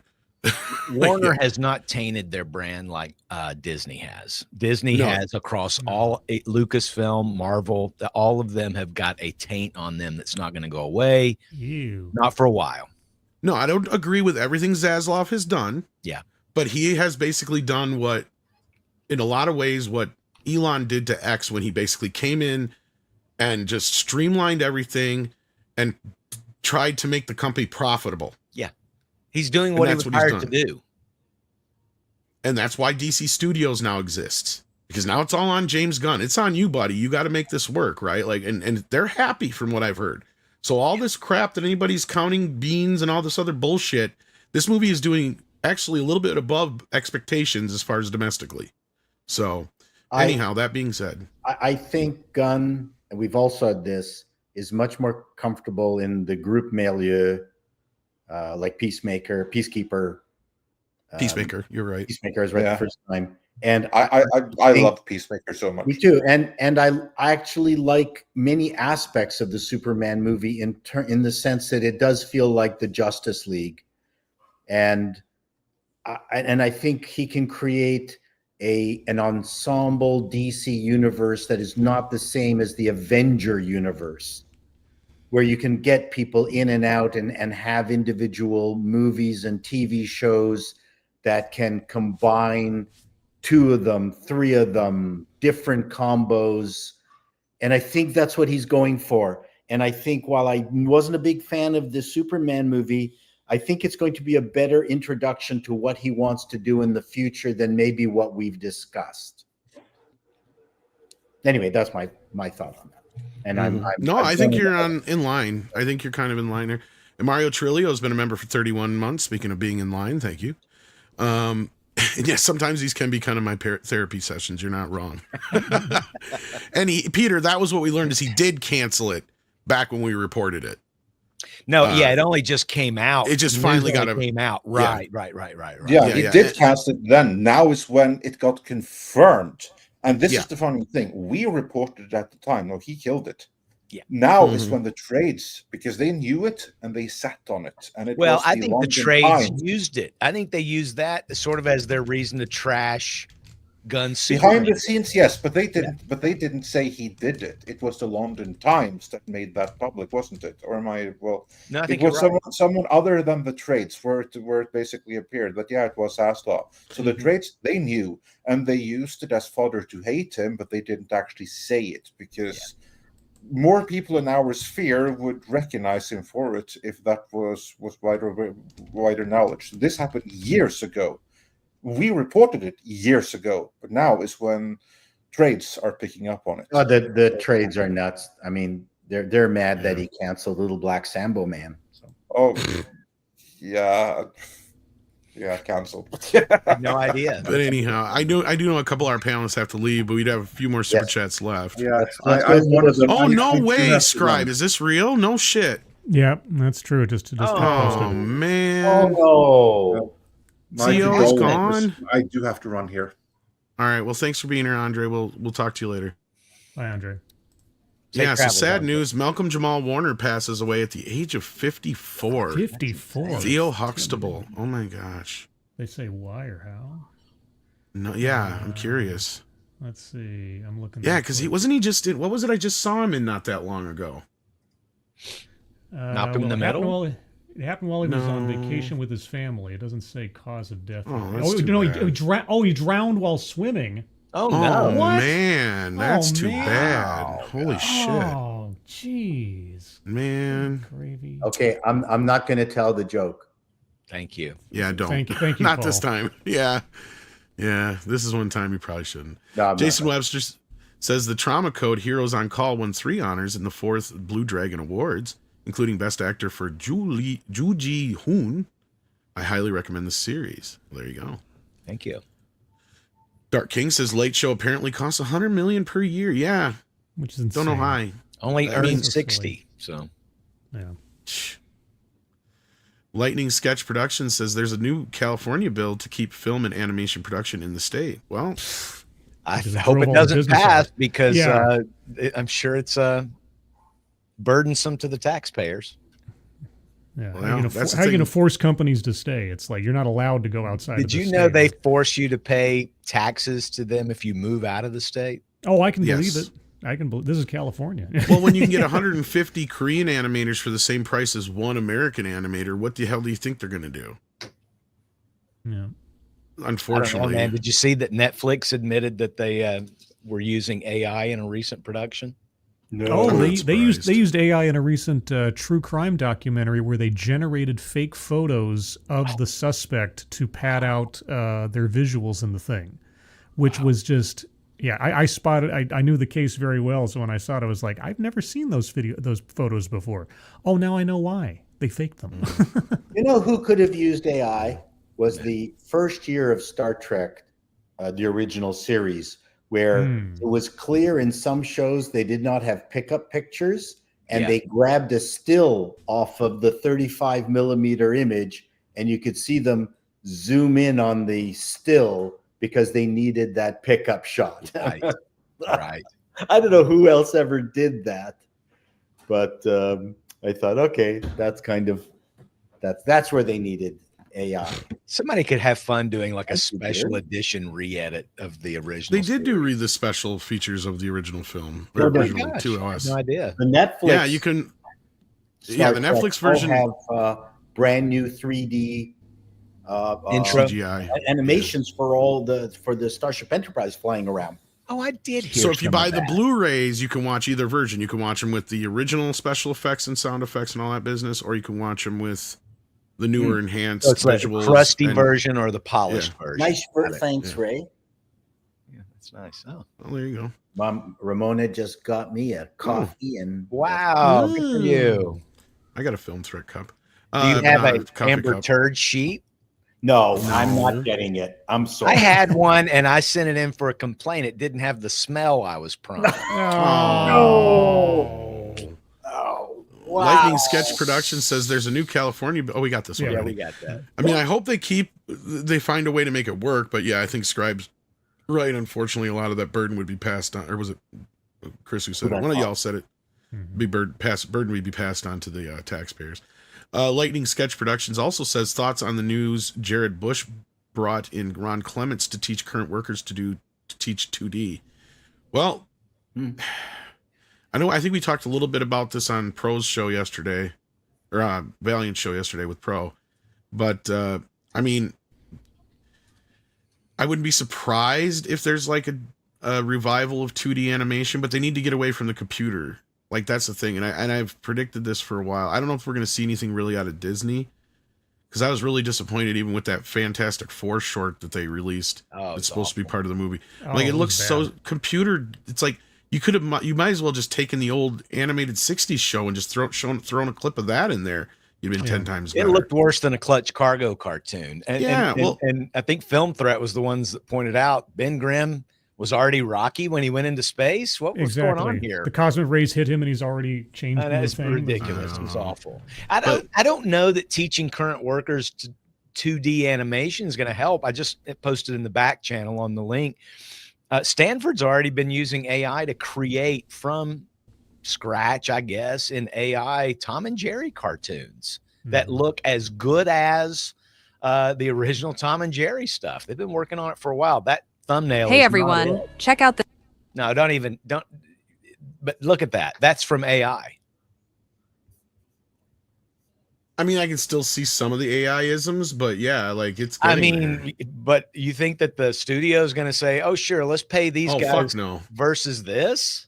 No. Absolutely This not. looks better than Hanna-Barbera. It sure does. In some cases, you're not wrong because they probably fed it like the movie and some other things. Exactly. that And had now they better can do it all with animation. text. Yeah. They've built it enough that they can just tell it what scene Yep. they want, and that's what it does. So what Well, what the is, best what part- is coming out of copyright? Woody Woodpecker? I think That won't be too much longer. Yeah, like Batman is only a couple years out. Superman's only a couple years out. yeah.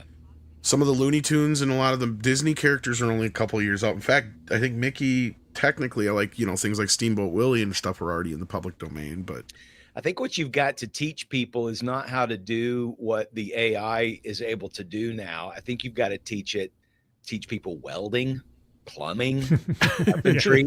I mean, learn to code was a bad can AI idea. do that? Yeah, learn to code was a bad idea. Yeah, Yeah. because the AI knows how to code better and faster. In Yeah. fact, Meta. I met a friend who is a lead coder at Meta, and they said that they demand that all initial code be run through their LLM, which is the AI Long thing. language. Mhm. Yep. Linguistic. large language model, and then clean it up later. They don't want people programming from scratch anymore. They want it to go through their, which is Llama. I know. Hey, thank you, Midnight's Edge audience, for letting me go through my technical. It was Llama? Or It's was a it Llama different Llama channel. Ding I think Dong? we should be on for this conversation Yes. now. We're Yes. shifting. Yeah. Anyway, No, but on the point of AI, Tommy Review says, Hail Midnight's Edge. Apparently, JDA is saying Gunn used AI for opening of Superman. So is he admitting he's seen the film now? What a hack.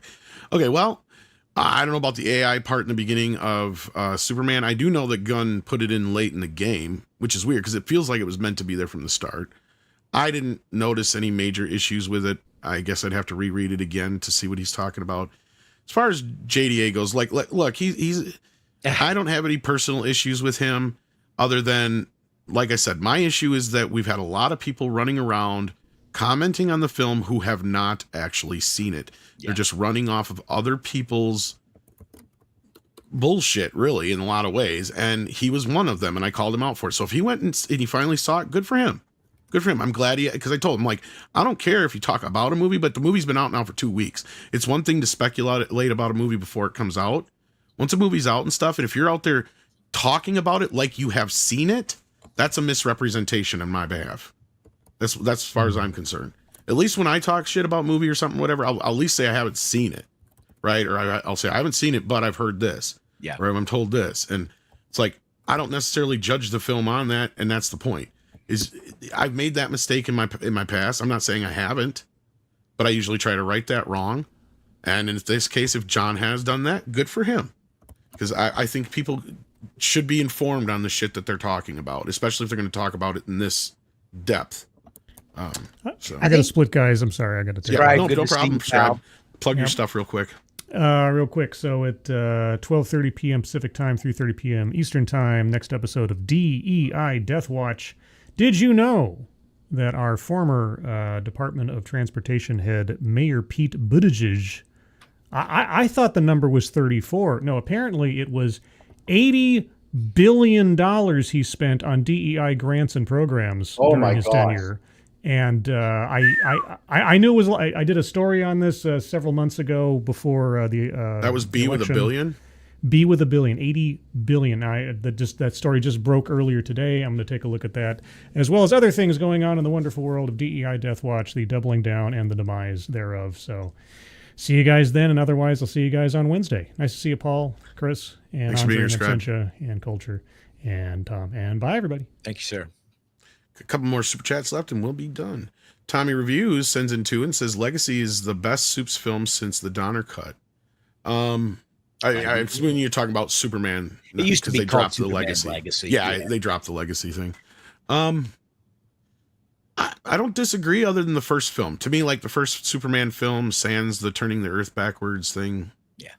It's just pitch perfect. But I think Gunn did a good job capturing that bronze/silver age, lighter toned Superman, in my opinion. I think he did a great job. And then we got Mario Trillo, and I'm sure I'm saying it wrong because somebody gave me shit in the chat. And I have for years. Sends in another 5. Says, I love Tom Rance. If you listen hard enough, you can hear his cardiologist bill rise.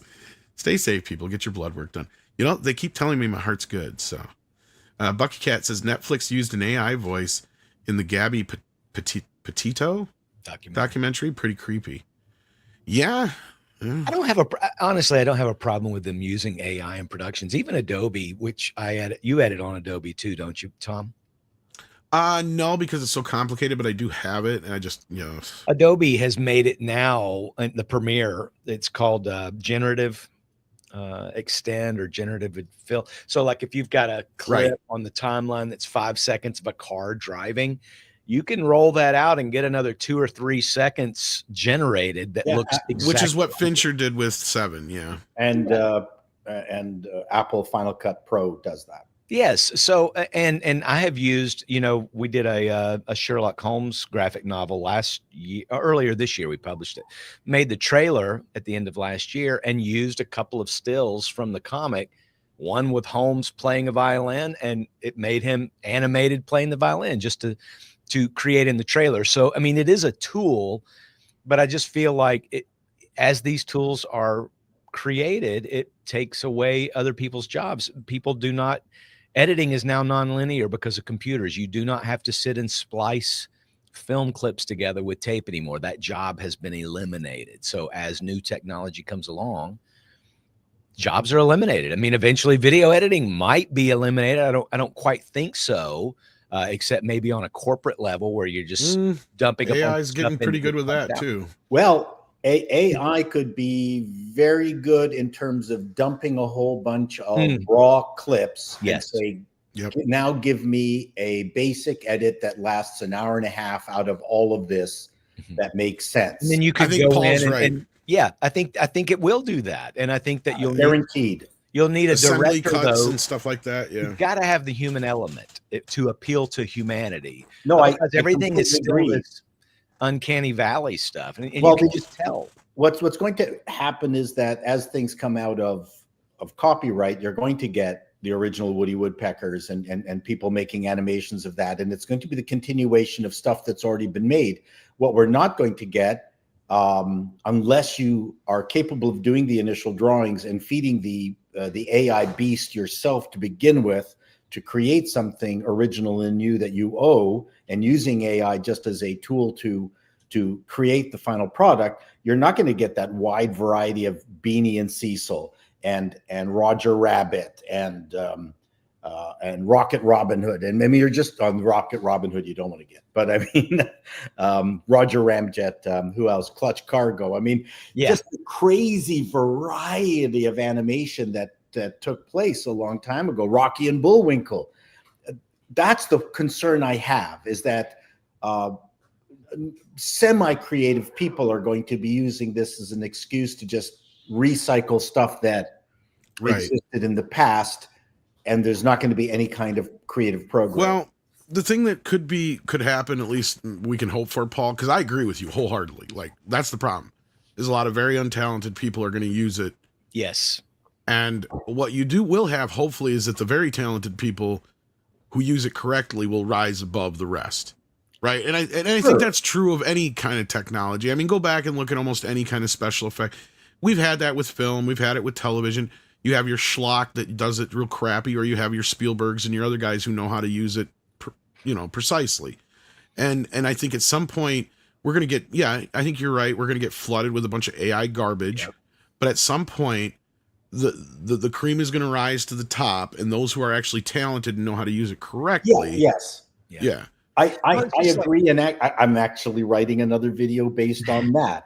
And the analogy that I'm using in that particular video is that as each new visual technology came on board, the people who used it for the first time The only visual language they knew was what came before. So when Right. photography started, photography was invented, the first photographs actually ended up looking like Renaissance paintings Still of does, yeah. because they're visual. So there was two problems. One, the technology of photography, you had to sit there for an hour, Yeah. Yeah. expose the thing. Okay, so and the parallel is perfect with what we're going through now. Again, look what the first Toy Story. It took 40 minutes to 3 hours to render every single frame. Now you're sitting here at in a 3D application, and movies. The quality of Toy Story, better than Toy Story, are rendered live on your computer. Like you can be animating and having it see it. In like real they time. said, it took them just as much time to render the 3D version of Toy Story when they did it for 3D, when they re-released it in cinemas, as it did to render one scene back in the day.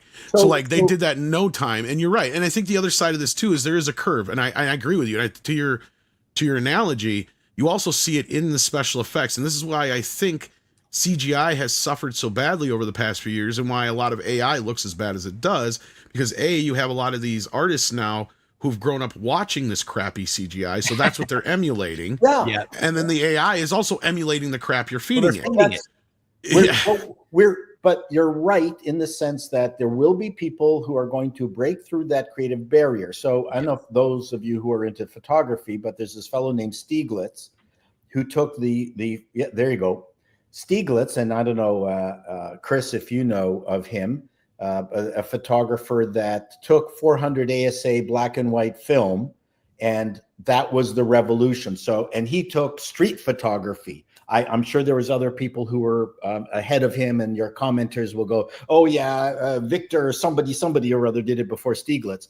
But Stieglitz was very famous for taking the advance and higher speed film and being able to then take photos that did not look like Renaissance copies, and then photography became its own art form based on creative people like him and the addition of the technology, the advance of technology and creative, talented. He was on the cutting edge. Correct. You're not going to have Tex Avery's, Walter Lance's, or Zemeckis with these tools, but the people will create these tools, and the new Avery, the new Zemeckis will come along. I held this up because this is a DSLR camera, and when these came out, you no longer needed the super expensive, heavy, thousands and thousands of dollars, tens of thousands, $100,000 film cameras anymore. But it didn't mean we suddenly had a massive amount of great movies. But now people have, I think actually the first 28 days later was shot on DSLR mini DV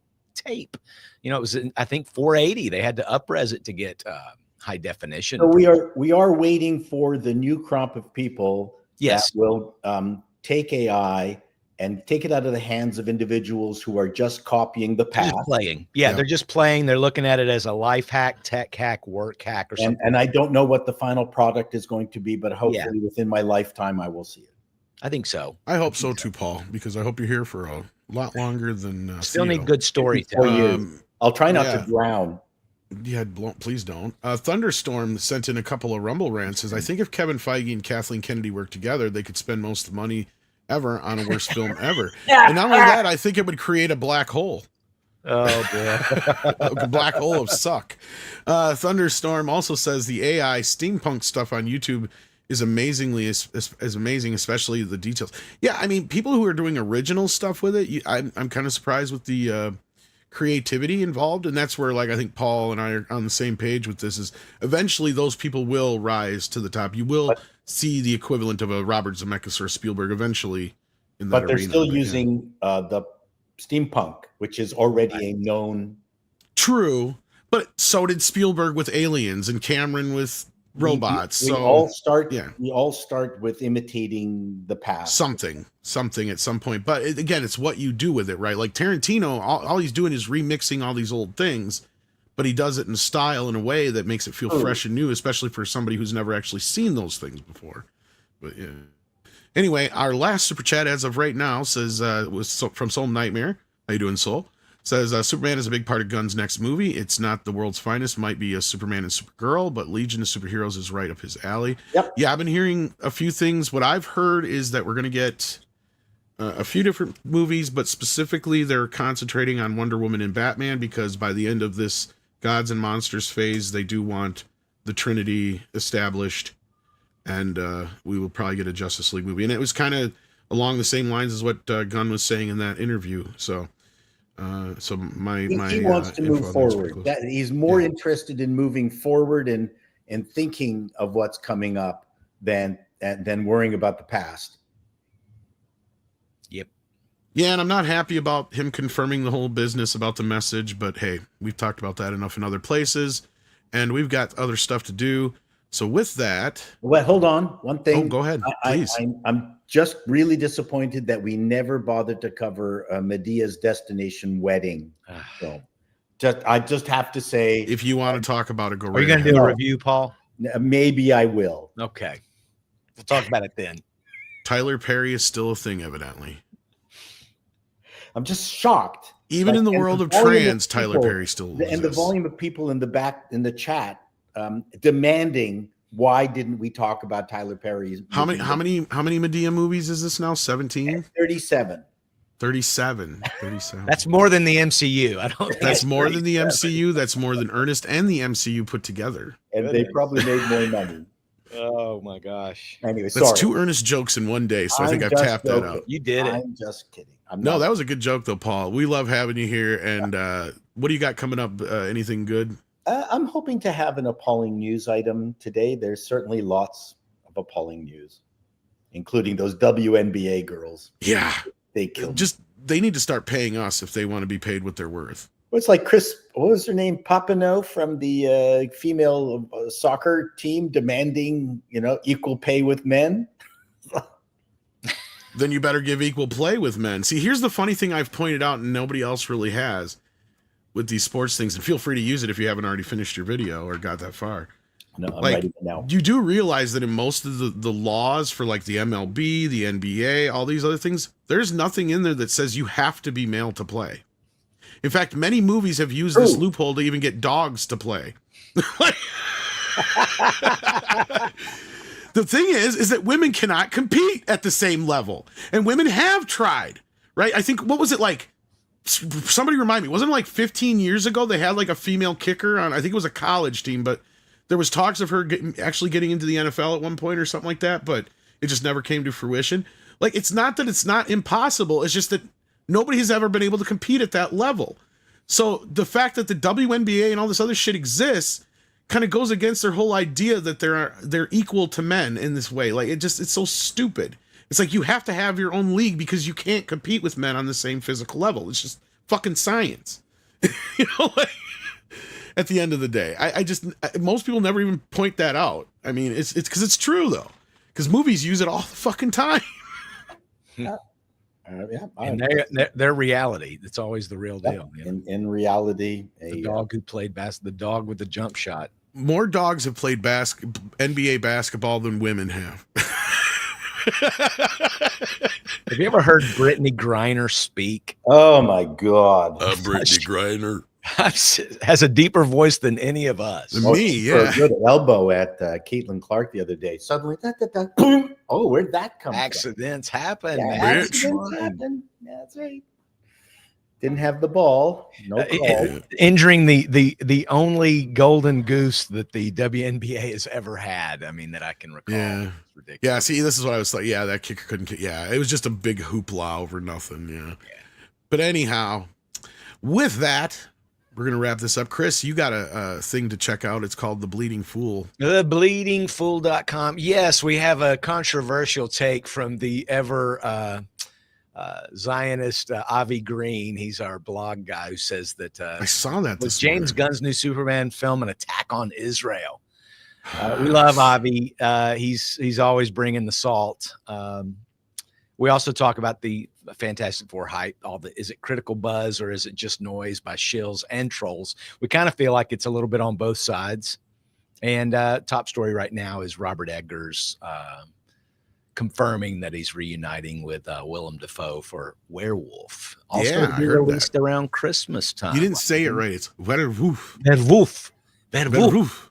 I'll get it right. Get it right. In the morning, You we gotta are have that going to do a oof. story on the AI that Netflix admits, which I don't have a problem with it. So check out bleedingfool.com. I'm looking forward or to at Werewolf, bleedingfool. man. I'm sorry, Tom. what? Werewolf. I'm looking forward to Werewolf. Yeah, me too. I'm a sucker for a werewolf movie. There Me haven't too. been very many good ones. So And not only that, I like how he's doing his own little like kind of monster verse. yeah, it's a gothic. Yeah, it's Yeah. a gothic take. I'm hoping. Nosferatu was not an exact adaptation. No, but I loved it. I know. And I'm wondering if he'll be able to do that for Werewolf. Well, the beauty with Werewolf is there's no real set. Mm-hmm. Right. It's because it's pulled from so much folklore. Mm-hmm. And there's and not a a lot Bram of Stoker or Mary Shelley that well, wrote it's funny the that you definitive. mentioned Bram Stoker because if you watch the original Universal horror film, Andre's actually the one who pointed this out first, so I can't take credit for it. I'm sure others have before that. It's basically a vampire movie. Yeah. It's basically Dracula retold with a werewolf. That's right. It's all the same rules and kind of stipulations and things that happen. So the werewolf that we kind of consider in modern folklore is more or less based upon that than it is the actual folklore of werewolves. That's right. So I wonder if he's going to dig deeper into the because he did mention that there isn't really any. He mentioned this in an interview about how there is no real set. Kind of like with vampires and with Nosferatu, there is kind of a set. Yep. Kind Mythology. of place mythology. Yeah. I think for Eggers, for me, I don't like everything he's done, but I do like, especially The Lighthouse. I couldn't get past some of the absurdity of The Lighthouse, but I loved. Well, I shouldn't say loved, but I was. Did you see Norseman? Yes. I was disturbed by The Witch. The Witch. The Witch was so well done. If you have not watched The Witch and you want to be unsettled and not in a gory way, just the way it wraps up, you'll just be like, wow, I did not. It's pretty good. It's probably his best, in my opinion, other than Nosferatu. It's probably his best. So, all right, well, check out Bleeding Fool for the latest on that then. And with that, take care of yourselves and each other. And as Andre always says, it is time for koalas in. Koalas in the rain, koalas in the rain, no fucks given, koalas in the rain, koalas in the rain, no fucks given, koalas in the rain, no fucks given, koalas.